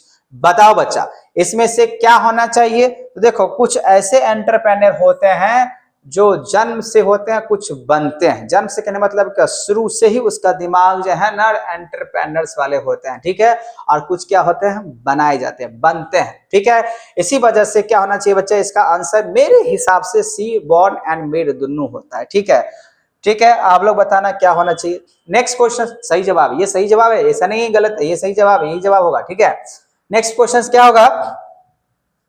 Consumer rights under consumer protection act 1986, ये तो पता ही है, जो कंज्यूमर प्रोटेक्शन एक्ट 1986 में था, लेकिन बोला कि इसमें कितने राइट्स दिया गए? तो उपभोक्ता संरक्षण अधिनियम 1986 के अंतर्गत उपभोक्ता के जो अधिकार हैं, उपभोक्ता के जो अधिकार है भैया, कितना है? 6, 7, 8, 9, 6 था। ठीक है ना, 6 था, अब 6 है। अब उससे आगे भी हो सकता है दिया गया होगा, लेकिन बुक के हिसाब से 6 की बातें करेंगे। और आप लोग को कमेंट में ये करना है, जो 6 जो बताया गया यहाँ पे, जो कंज्यूमर्स का जो राइट दिया गया है प्रोटेक्शन, कंज्यूमर प्रोटेक्शन एक्ट 1986 के द्वारा, वो 6 कौन कौन सा है? आप कमेंट बॉक्स में जवाब दो इसका। ठीक है, चलो नेक्स्ट क्वेश्चन की बात कर रहे थे बच्चा। 84 नंबर बोला गया यहाँ पे, when consumer rights day is celebrated. Consumer rights day हम लोग कब सेलिब्रेट करते हैं भैया? ऑप्शंस यहाँ पे देख सकते हो, 15 मार्च, 15 अप्रैल, 15 जुलाई या 15 जनवरी। बताओ बच्चा क्या होना चाहिए? मेरे हिसाब से तो मार्च में करते हैं, 15 मार्च को होता है। ठीक है, याद रखना 15 मार्च ही होगा। ठीक है, नेक्स्ट क्वेश्चन पे आते हैं। 85 नंबर, मार्केटिंग इंक्लूड्स, मार्केट में क्या इंक्लूड्स होता है? परचेज, सेल्स, वेयर हाउस या ऑल ऑफ द एबव। ये तो हुआ। ठीक है, हिंदी में यहाँ पे आप देख सकते हो, क्रय करना, विक्रय करना, भंडारण करना या उपरोक्त सभी। तो सिंपल सी बात है भैया, खरीदी बिक्री, और जो बाकी बात है वेयर हाउस भी होता है, तो इसीलिए D, all of the above सब होता है। ठीक है, नेक्स्ट क्वेश्चन 85 का क्या होगा? डी ऑप्शन, 85 का डी। चलो नेक्स्ट क्वेश्चन की बात कर लेते बच्चा। 86 नंबर क्या बोला गया? विच of the following is not a product. इसमें से ऐसा कौन चीज है जो प्रोडक्ट में नहीं आएगा? नॉट, ध्यान रखना, यहाँ पे क्या बोला गया है? Not a product. हिंदी में भी देख सकते हैं, निम्नलिखित में से कौन सा उत्पादन नहीं है? कच्चा माल, रेफ्रिजरेटर, पुरानी मूर्तियां या जूते। बताओ बच्चा, इसमें से कौन सा उत्पादन नहीं है? पुरानी मूर्ति का तो उत्पादन नहीं कह सकते हैं ना, इसीलिए ऑप्शन क्या हो जाएगा बच्चा? यहाँ पे सी ऑप्शन, पुरानी मूर्तियां, ये उत्पादन नहीं है। जूते भी बनाए जाते हैं, रेफ्रिजरेटर भी होता है, कच्चा माल भी है, तो ठीक है, इसमें उत्पादन नहीं है, उत्पाद नहीं है, उत्पाद नहीं है, मतलब ओल्ड स्टैच्यू। क्या होगा? Old statue. चलो बच्चा नेक्स्ट क्वेश्चन की बात कर लेते हैं। क्वेश्चन नंबर 87, हाँ 87 ही है। 87 की अगर बात करें तो बोला कि क्रिएट्स लिक्विडिटी, ऑर्गेनाइज मार्केट में होगा या अनऑर्गेनाइज मार्केट में होगा, प्राइमरी मार्केट में होगा या सेकेंडरी मार्केट में। यहाँ पे 4 ऑप्शन दिख रहा होगा। ठीक है ना, तो पूछ रहा है, इसको अगर हिंदी में देख लिया जाए तो तरलता का निर्माण करता है संगठित बाजार, असंगठित बाजार, प्राथमिक बाजार या द्वितीयक बाजार। बताओ बच्चा क्या होना चाहिए? तो ऑप्शन होना चाहिए इसका द्वितीयक बाजार में, सेकेंडरी में। ठीक है, क्रिएट्स जो लिक्विडिटी होता है, निर्माण का काम क्या होता है? आपने 3 प्रकार का क्षेत्र पढ़ा होगा। पहला होता है कृषि क्षेत्र, दूसरा होता है मैन्युफैक्चरिंग मतलब उत्पादन क्षेत्र, और तीसरा होता है सेवा क्षेत्र, है कि नहीं है? तो यहाँ पे साफ साफ जवाब कह रहे हैं निर्माण। तो निर्माण का काम कहाँ होगा? सेकेंडरी में ही, मार्केट में होगा ना, है कि नहीं है? चलो नेक्स्ट क्वेश्चन की बात करते हैं, इसका जवाब मिल गया 87 का डी, सेकेंडरी मार्केट में। नेक्स्ट का बात करें 88 नंबर, नियंत्रण क्रिया क्या है? कंट्रोल एक्टिविटी इज क्या है? कॉस्टली, चीप, अनइकोनॉमिक या नॉन ऑफ दिस। बताओ बच्चा क्या होना चाहिए यहाँ पे? तो होना चाहिए यहाँ पे थोड़ा सा तो है कॉस्टली है। कंट्रोल क्या है? कॉस्टली है। चलो इतना इससे खत्म करते हैं इसको। नेक्स्ट क्वेश्चन 89 का बोला गया यहाँ पे, प्रबंधक होता है बॉस, स्वामी, नेता या इसमें से कोई नहीं। थोड़ा आपसे इंग्लिश में देख लेते हैं। द मैनेजर इज क्या होता है? मैनेजर क्या होता है भैया? बॉस होता है या ऑनर्स होता है या लीडर्स होता है या बताओ नन ऑफ दीज होता है। देखो बॉस नहीं हो सकता भैया, लीडर है। मैनेजर जो है ना वो लीडर है, ना कि बॉस। बॉस तो बॉस होता है कि नहीं? तो लीडर ये हो जाएगा। इसका आंसर क्या होगा? लीडर। मैनेजर क्या होता है? लीडर होता है इस ऑप्शन के हिसाब से। ठीक है, नेक्स्ट क्वेश्चन की बात करते हैं 90 नंबर। बोला गया यहाँ पे supervision is an elements of. Supervision है किस तरीके के एलिमेंट्स में आएगा? लीडरशिप, प्लानिंग, डायरेक्शंस या नॉन ऑफ दीज। बताओ बच्चा क्या आना चाहिए? तो डायरेक्शन। सुपरविजन होता है ना वो एक तरीके से डायरेक्शंस का एलिमेंट्स है, क्योंकि सुपरवाइजर जो करेगा डायरेक्टिंग के हिसाब से, डायरेक्शन सुपरवाइजन उसी के एलिमेंट्स होते हैं। ठीक है, आपको मैंने पढ़ा है, वीडियो जाकर अच्छे तरीके से डायरेक्टिंग वाला देख लें, आपको बातें मिल जाएगा। ठीक है, चलो इसका ऑप्शन हो जाएगा सी। नेक्स्ट कई अगर बात करें 91, recruitment in the life of organisations. Recruitment in the life of organisations होगा। ऑप्शंस बोला गया क्या ये कंटिन्यूअस है, ओकेजनली है, वंस है या डी ऑप्शन से बोला गया ट्वाइस है। तो सिंपल सी बच्चा यहाँ पे जवाब होता है ये कंटिन्यूअस प्रोसेस है, एक बार रिक्रूटमेंट कराने से नहीं होता है। अगर मान लीजिए वैकेंसी अगर बार बार है तो वैकेंसी बार बार ना होगा, मतलब क्या बोलते हैं कंटिन्यूअस जो रिक्रूटमेंट है वो बार बार होगा, है कि नहीं? तो ओकेजनली भी नहीं है, वंस भी नहीं है, ट्वाइस भी नहीं है, क्या है? कंटिन्यूअस। रिक्रूटमेंट जो होता है लाइफ ऑफ ऑर्गेनाइजेशन बात करें कंटिन्यूअस हमेशा होते रहता है। रिटायरमेंट कोई ले रहा है, कोई डेथ कर रहा है, कोई छोड़ के जा रहा है, तो उस केस में है रिक्रूटमेंट तो होगा ही ना कंटिन्यूअस, इसीलिए कंटिन्यूअस में होगा। नेक्स्ट क्वेश्चन की बात करते हैं 92 number, development of employ involve क्या होता है? ट्रांसफर, प्रमोशंस, ट्रेनिंग या डी ऑल ऑफ दिस। बताओ, बहुत सिंपल सा जवाब है। इसका जवाब जो होना चाहिए बच्चा वो क्या होना चाहिए? डी। ठीक है, डेवलपमेंट जो होते हैं एम्प्लॉयज के लिए वो ट्रांसफर के लिए भी सही है, प्रमोशन से भी होता है, ट्रेनिंग से भी होता है। ठीक है, बात समझ में? ट्रांसफर है, ट्रांसफर मतलब एक जगह से दूसरी जगह जाना, हटाना नहीं। ठीक है, बात समझ में आ गया? चलो नेक्स्ट क्वेश्चन की बात कर लेते हैं। इसका तो ऑप्शन डी हो जाएगा। 93 पे आते हैं। 93 बोला गया है method of training are conference, lecturers, apprentice training या ऑल ऑफ द एबव। थोड़ा इसको हिंदी में दिखा देता हूं बच्चा। प्रशिक्षण की विधियां क्या है? सम्मेलन, व्याख्यान या प्रशिक्षणार्थी परीक्षण या उपरोक्त में से सभी। तो यहाँ पे क्या होना चाहिए? सभी सभी सभी सभी। मतलब कहा गया ऑप्शन ये ऑल ऑफ द एबव होगा, डी। ठीक है ना, डी ऑप्शन सब है। कॉन्फ्रेंस से भी हो सकता है ट्रेनिंग, लेक्चरर्स के द्वारा भी होता है, अप्रेंटिस ट्रेनिंग भी होता है, ऑल ऑफ द एबव होता है। ठीक है, प्रशिक्षण मतलब काम करते हुए काम करना। ठीक है ना, काम करते हुए काम करना कहने मतलब ये हुआ, सॉरी ट्रेनिंग करना, जॉब करते हुए ट्रेनिंग लेना इसमें आता है। ठीक है, इस तरीके से मेथड है। कॉन्फ्रेंस से भी ट्रेनिंग ले सकते हैं, लेक्चर से भी ले सकते हैं, और एक होता है भैया अभी हम काम करेंगे, जॉब करेंगे, लेकिन काम करते करते जो मैं सीख जाऊंगा तो वो भी ऐसे भी तो एक तरीके से प्रशिक्षण होता है, ट्रेनिंग होता है। इसका मतलब ये नहीं सर, इसका मतलब नहीं समझ आया। जो यहाँ बोला गया अप्रेंटिस ट्रेनिंग, जॉब करते करते काम सीख जाना। ठीक है, नेक्स्ट क्वेश्चन है delegations can not be done. Delegations किसके द्वारा यहाँ पे कंप्लीट नहीं है? यहाँ पे देख सकते हैं हिंदी में बोला गया अधिकार अंतरण नहीं किया जा सकता है। अधिकार का, उत्तरदायित्व का या जवाबदेही का। बी बोला गया, सॉरी डी ऑप्शन दिया हुआ है, बी और सी दोनों का। बताओ बच्चा क्या होगा option? Delegations can not be done, can not be done, can not be done बोला गया है। तो क्या होना चाहिए इसका जवाब? तो जवाब होना चाहिए यहाँ पे accountability, can not be done. ठीक है, क्या होना चाहिए जवाब बच्चा? अकाउंटेबिलिटी, जवाबदेही का। अधिकार अंतरण नहीं किया जा सकता है, जवाबदेही का। मतलब ये हुआ अगर मान लो बच्चा आपने किसी को जिम्मेदारी दिया, तो जिम्मेदारी दिया इसमें लिखा हुआ है कैन नॉट बी डन, बिना जवाब दिए। अकाउंटेबिलिटी का मतलब क्या? जवाब देना पड़ेगा ना, क्योंकि आपको कोई काम सौंपा गया। ठीक है, इसी वजह से यहाँ पे आपको हो जाएगा अकाउंटेबिलिटी, रिस्पॉन्सिबिलिटी, ऑथोरिटी, ये सब तो दिया जाता है डेलीगेशंस के लिए। ठीक है ना, लेकिन अकाउंटेबिलिटी की बातें नहीं होता। चलो यहाँ पे बात समझ में आ गया, अकाउंटेबिलिटी होगा इसका आंसर। 95 पे आते हैं। Planning is for present, futures, past या ऑल ऑफ दीज, सबके लिए होता है डी ऑप्शन। इसमें डी ऑप्शन लगा दो, सीधी सी बात है, यहाँ पे डी ऑप्शन लगा दो, ठीक है। चलो 96 पे आते हैं। 96 में क्या बोला गया बच्चा, a plan is a trap to capture the futures, this statement is of, हाँ ये तो मालूम है, एलन ने दिए थे, ठीक है। बोला गया plan is a trap to capture the futures, this statement is of Allen, Allen साहब ने ये स्टेटमेंट दिए थे। बात समझ में आ गया। तो ऑप्शंस क्या हो जाएगा यहाँ पे 96 का सी, 96 का क्या हो जाएगा सी। यहाँ पे हिंदी में दिखा देते हैं, नियोजन भविष्य को पकड़ने के लिए बनाया गया पिंजरा है कि नहीं, बात तो सही वजह। अगर आपको भविष्य में कोई चीज अगर सही तरीके से करना है, उसके लिए आपको पिंजरा पकड़ने की जो बात बताया जा रहा है ना, वो करना जरूरी है। ये कथन जो है ना एलन साहब ने दिए थे, ठीक है ना, एलन। चलो नेक्स्ट क्वेश्चन से आते बच्चा 97 नंबर। तो 97 नंबर क्वेश्चन क्या करे, according to Terry the types of planning, बताओ टेरी के हिसाब से कितने टाइप्स का प्लानिंग होता है। तो ऑप्शंस क्या होना चाहिए बच्चा, तो ऑप्शंस होना चाहिए यहाँ पे सी, 4 तरीके से होता है, ठीक है। क्या होना चाहिए, सी, ठीक है, देख लेना। नेक्स्ट क्वेश्चंस की बात करते हैं 98 number, example of social environment, इसमें से कौन सा एग्जांपल है सोशल एनवायरनमेंट का, composition of family, consumer protection act, employees या इकोनॉमिक डेवलपमेंट। बहुत ही सिंपल और सरल क्वेश्चन है।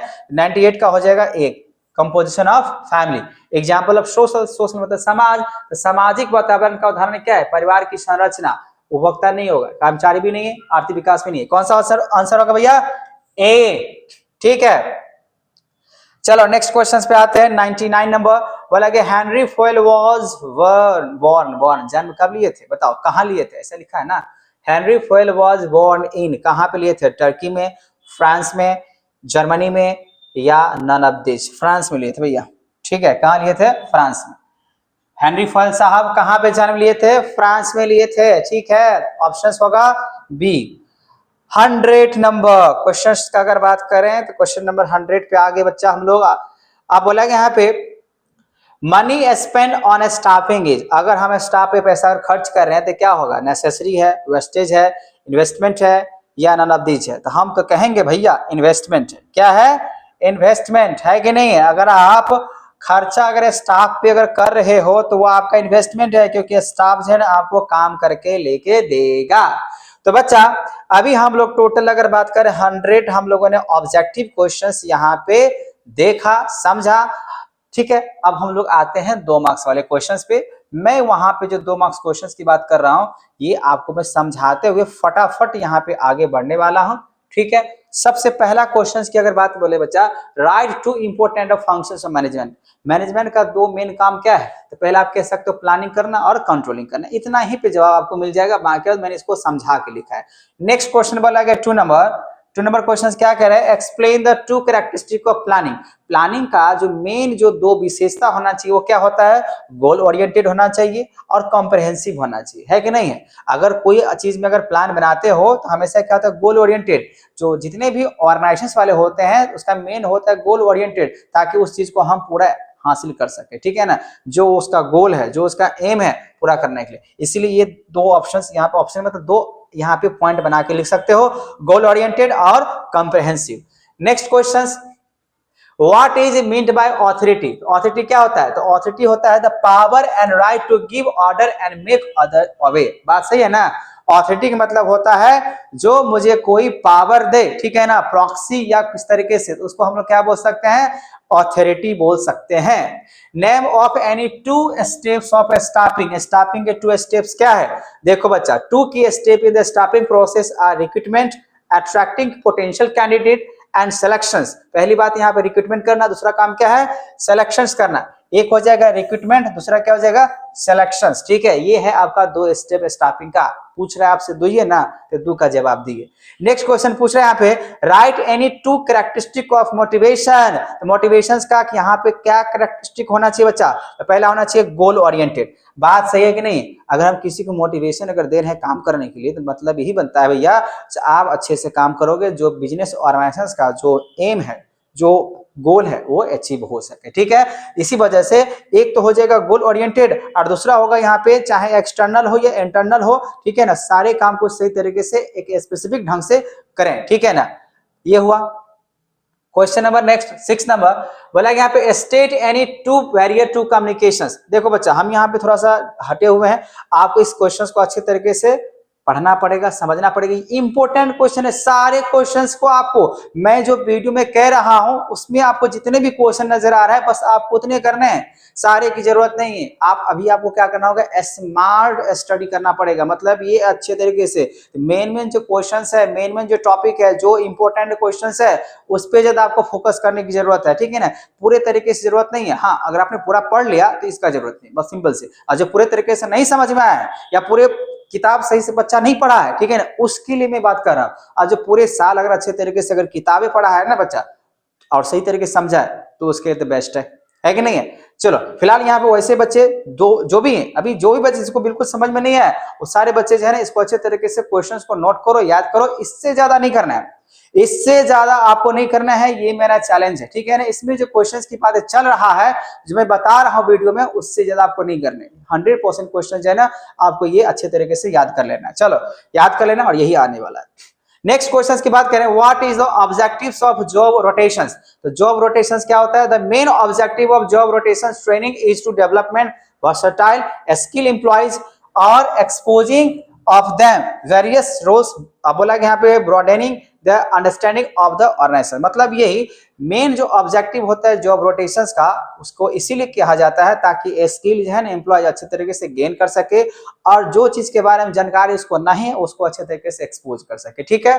तो इस तक इसका हम कह सकते हैं। बाकी बात यहाँ पे आप देख सकते हो बेटर परफॉर्मेंस के लिए भी किया जा सकता है, इनोवेशन जो है ना सही तरीके से करे उसके लिए भी होता है, फ्लेक्सिबल वर्कफोर्स होना चाहिए, ठीक है बच्चा।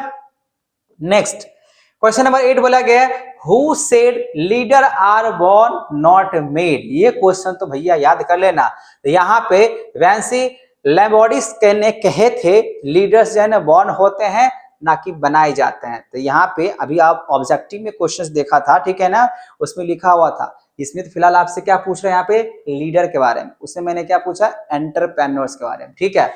यहाँ पे क्या है, लीडर भाई बॉर्न होते हैं बनाए नहीं जाते हैं। ये कौन कहते थे? वेंस लॉम्बार्डी ने कहे थे, ठीक है, लॉम्बार्डी ने। नेक्स्ट क्वेश्चन बोला गया 9 number, what is the full form of SEBI. ये तो सारे बच्चों को मालूम है, securities and exchange board of India होता है। ये 2 मार्क्स से क्वेश्चन सोच लो बच्चा। नेक्स्ट क्वेश्चन बोला गया, what is the meaning of money market. Money market क्या होता है? शॉर्ट टर्म मार्केट क्या बोलते हैं बच्चा? शॉर्ट टर्म मार्केट जो होगा उसको हम लोग क्या कहते हैं? मनी मार्केट कहते हैं। 11 नंबर क्वेश्चन बोला गया, state any 2 features of the secondary market. Secondary market का मतलब ये हुआ मैन्युफैक्चरिंग मार्केट, ठीक है। तो यहाँ पे कह सकते हो इट इज अ मार्केट। अच्छा फिलहाल यहाँ पे जो क्वेश्चन पूछ रहा है, it is a market of purchasing and scale, ठीक है, सेल ऑफ एग्जिस्टिंग सिक्योरिटीज। पहला तो हो जाएगा मनी मार्केट, सॉरी क्या बोल रहे हैं, सेकेंडरी मार्केट। तो सेकेंडरी मार्केट जो होता है बच्चा जहां पे परचेज या सेल की बातें चल रहा होता है। और दूसरी बात, both buying and selling of securities can be take place, it is located at a specific place. Market किसको कहते हैं? मार्केट अगर आपसे पूछ दिया जाए जो डिफाइन मार्केट या व्हाट इज मार्केट, तो मार्केट आप क्या बोल सकते हैं? Market is a place where buyer and seller are exist, है कि नहीं। जहां पे बायर और सेलर, जहां वह खरीदार और विक्रेता जिस जगह पे अगर हो वही तो होता है आपका बाजार, वही तो होता है आपका मार्केट। फिलहाल यहाँ पे 2 फीचर्स आपको बताया गया था सेकेंडरी मार्केट का। तो यहाँ पे पहला बोला गया मार्केट में परचेज या सेल की बातें होगा सिक्योरिटीज के हिसाब से, और both buying and selling of securities can take place is located specific place के हिसाब से। नेक्स्ट क्वेश्चन बोला कि बच्चा यहाँ पे डिफाइन ऑर्गेनाइजेशन। ऑर्गेनाइजेशन किसको कहते हैं? A group of people who are form business club etcetera together in order to achieve a particular aim. कहने मतलब यहाँ पे ये हुआ जो भाई बहुत सारे लोगों का जब एक जमावड़ा होगा, ग्रुप होगा, समूह होगा, और सब लोगों का जो लक्ष्य होगा उस बिजनेस का, उस व्यवसाय का जो एम होगा, लक्ष्य होगा, उसको हासिल करने का, वही क्या होता है? संगठन, वही क्या होता है? ऑर्गेनाइजेशंस, ठीक है। नेक्स्ट क्वेश्चन बोला गया, state any 4 function of top management. Top management का यहाँ पे क्या काम है? 4 को यहाँ पे दिया हुआ है बच्चा। अब इस चारों पॉइंट्स को अच्छे तरीके से याद कर ले। To decide long term objectives, to frame plans, to observe that policy और टू क्रिएट वेरियस डिपार्टमेंट। ये सब क्या है? ये टॉप लेवल मैनेजमेंट का 4 गो काम दिया गया है। स्मार्ट काम करो, ठीक है। चलो ये बात समझ में आ गया। Next question, what is privatisation. Simple सी बात है, प्राइवेट की बात पूछ रहा है। प्राइवेटाइजेशन मतलब गवर्नमेंट उसमें काम करेगा, हेल्प करेगा, ठीक है ना। लेकिन प्राइवेटाइजेशन मतलब क्या होता है, जो रूल एंड रेगुलेशंस के अंदर में काम करता हो। फिलहाल यहाँ पे क्या कह सकते हैं बच्चा, जब privatisation means the transferring ownership and management of a business, service और property from the government to private individuals, private या इंडिविजुअल्स। तो जहां पे प्राइवेट की अगर काम करें, ठीक है ना, या इंडिविजुअल्स कंपनी के लिए, वही तो होता है privatisation. What is entrepreneurship? The entrepreneurship is the process of creating, developing and managing a new business ventures with the aim of generating profit या क्रिएटिंग वैल्यू। मतलब ये जो एंटरप्रेन्योरशिप की उद्यमिता की बातें करें बच्चा, इसका मतलब ये हुआ, ये ऐसे लोग होते हैं जो क्रिएटिविटी होते हैं, इनोवेटिव होते हैं, ठीक है ना, क्रिएटिंग वैल्यू देते हैं, उसी को हम लोग एंटरप्रेन्योरशिप बोलते हैं। मतलब ये उद्यमिता उसको बोलते हैं, हिंदी में कह रहे हैं, जो अपने अगर बात करें क्रिएटिव माइंड से, इनोवेटिव माइंड से कुछ नया चीज बनाए, कुछ नया बिजनेस बना दिए, वही होता है एंटरप्रेन्योरशिप होता है, ठीक है ना। नेक्स्ट क्वेश्चन बोला कि what is eco mark scheme? ये तो अच्छे तरीके से याद कर लेना बच्चा। इको मार्क स्कीम क्या होता है? The government of India has institute a scheme for labelling environment. Label करने को हम लोग बोलते हैं eco mark scheme. Friendly product to be known as ecomark. Ecomark बोला is issued by the Bureau of Indian Standard BIS as a certification or mark for the product which are ecological, safe and conforming the standards of prescribed by the BIS. मतलब यहाँ पे ये हुआ बच्चा, ये एक levelling environment friendly product है जो इन्वायरमेंट को प्रोटेक्ट करते हुए किस तरीके से बिजनेस चला रहा है, वही इकोमार्क स्कीम है, जिसमें अगर इको फ्रेंडली बिजनेस अगर कर रहा होगा, उसी पे ये मार्क स्कीम लगा हुआ रहता है बीआईएस के द्वारा, ठीक है। नेक्स्ट क्वेश्चन है state the meaning of advertisement. Advertisement का बात क्या होता है भैया? सिंपल सी बात है, एडवर्टाइजमेंट एक इन्वेस्टमेंट होता है, ठीक है। लेकिन ट्रेडिशनल मीडियम बोला use for advertisement are newspapers, magazines, television and radio programme के द्वारा हम लोग क्या करते हैं, अपना प्रचार प्रसार करवाते हैं, डायरेक्ट मेल के द्वारा, बिलबोर्ड के द्वारा, ट्रांजिस्ट के द्वारा, बहुत सारे प्रकार है, डिजिटल टेक्नोलॉजी, अलग अलग तरीके से हम लोग क्या करते हैं, प्रोडक्ट या गुड्स या सर्विसेज कह सकते हो, ठीक है ना, सर्विस या गुड्स का जो हम लोग अगर प्रचार प्रसार करवाते हैं, वही तो एडवर्टाइजमेंट है। चाहे वो मैगजीन्स पे कराएं, न्यूज़पेपर में करवाएं या बिलबोर्ड पे करवाएं, ठीक है ना, या हम कह सकते हैं ईमेल के द्वारा हो गया, बहुत सारे आजकल जो है ना आ चुका है प्रचार प्रसार करने का। 18 नंबर क्वेश्चन कह रहे हैं बच्चे यहाँ पे, state any to differences between brand and trademark. ये बहुत ही अच्छा क्वेश्चन है। देखो ब्रांड तो समझ में आ रहा है, ट्रेडमार्क ये भी ब्रांड का ही पार्ट होता है। देखो बोला यहाँ पे, जो मैंने बोला दो डिफरेंस लिखने के लिए, पहली बात ये, जो ब्रांड होता है ना, तो ब्रांड को बनाने के लिए आपने कुछ भी अगर प्रोडक्ट बनाया, उसको ब्रांड वैल्यू में कन्वर्ट करना है, तो उसके लिए आपको क्या करना पड़ेगा, नाम सोचना पड़ेगा, उसके लिए रजिस्ट्रेशन कराना जरूरी है। तो बोला कि brand is a word, name, mark, design, combination of these, but when the same word, name, mark, design और combination is registered under the law become the trademark, ठीक है। अब यही चीज को अगर बात कहा जाए, अगर हम सारे चीज को रजिस्टर करा दिए, अगर हमने पूरे तरीके से लॉ के द्वारा, पॉलिसी के द्वारा हमने उस पर रजिस्ट्रेशन करा लिया, तो वो हमारे लिए क्या बन जाएगा, ब्रांड बन जाएगा ना। अब बोलेगा कॉपी अगर बात करें, पहले तो रजिस्ट्रेशन करना जरूरी है, फिर कॉपी बोला गया, brand can be imitated by other competing organisations as a result which no legal actions can be taken against them. But अगर देखो कॉपी, अगर आपके ब्रांड को कोई अगर कॉपी करेगा, तो आप उसके खिलाफ एक्शन ले सकते हो, है कि नहीं है। तो ब्रांड का नाम जैसे विद्यारूपेण एकेडमी, तो विद्यारूपेण एकेडमी एक ब्रांड है। आप इसमें अगर मान लीजिए कोई भी अगर मेरे नाम से अगर कुछ करता है, तो मैं उस पर क्या ले सकता हूँ, एक्शन ले सकता हूँ बाय लीगल, ठीक है ना। तो ये हुआ एक ब्रांड। तो इस ब्रांड को हासिल करने के लिए पहले ट्रेडमार्क, ठीक है, लोगों की बातें करते हैं, या अलग अलग चीजें हैं, सर्विसेज हैं, तो उस सब पे बात करने के बाद नाम है, वर्ड है, वो सब अंडर द लॉ प्रोसेस से होना चाहिए, ठीक है। तो कॉपी अगर करेगा तो उसके खिलाफ लीगल एक्शंस की बातें चलेगा। नेक्स्ट क्वेश्चन बोला गया यहाँ पे, right any two objectives of marketing. Marketing का दो ऑब्जेक्टिव्स क्या है, तो क्रिएशन ऑफ डिमांड पहला, a business firm can sell goods or services only when there are customers willing to buy them. The first purpose of marketing is to be create demand for the goods and services. दूसरी बात, market share. Every business firm seeks to have a reasonable share of the total demand. So competitive market, aggressive selling efforts are necessary to बोला गया make product and services popular. ठीक है, यहाँ पे जो option बताया गया आप उसको ध्यान से लिख लेना। नेक्स्ट क्वेश्चन बोला गया 20 number, state any to differences between market and selling. Marketing क्या होता है, सेलिंग क्या होता है। देखो बच्चा, मार्केटिंग की बात करें तो फोकस ऑन कस्टमर नीड्स होता है, सेलिंग बोला गया फोकस ऑन सेलर नीड्स होता है। ठीक है, सेलर कितना मैंने बेचा। उसके बाद मार्केटिंग की बात करें, कस्टमर एंजॉय एंड सुप्रीम बोला गया, यहाँ पे इंपोर्टेंस होता है, यहाँ पे प्रोडक्ट को जो है ना सुप्रीम बताया जाता है। ठीक है, ये जवाब सॉरी ये क्वेश्चन ये जवाब अच्छे तरीके से याद कर लेना, ये क्वेश्चन 100% याद कर लेना बच्चा। ठीक है, मैं कह रहा हूं, ठीक है, एग्जाम देने के बाद आप जरूर कमेंट करना है आपका कितना क्वेश्चन आपको मिला है या नहीं मिला है। ठीक है ना, उसके लिए आपको क्या करना होगा, मेरे चैनल को सब्सक्राइब करके रखना होगा।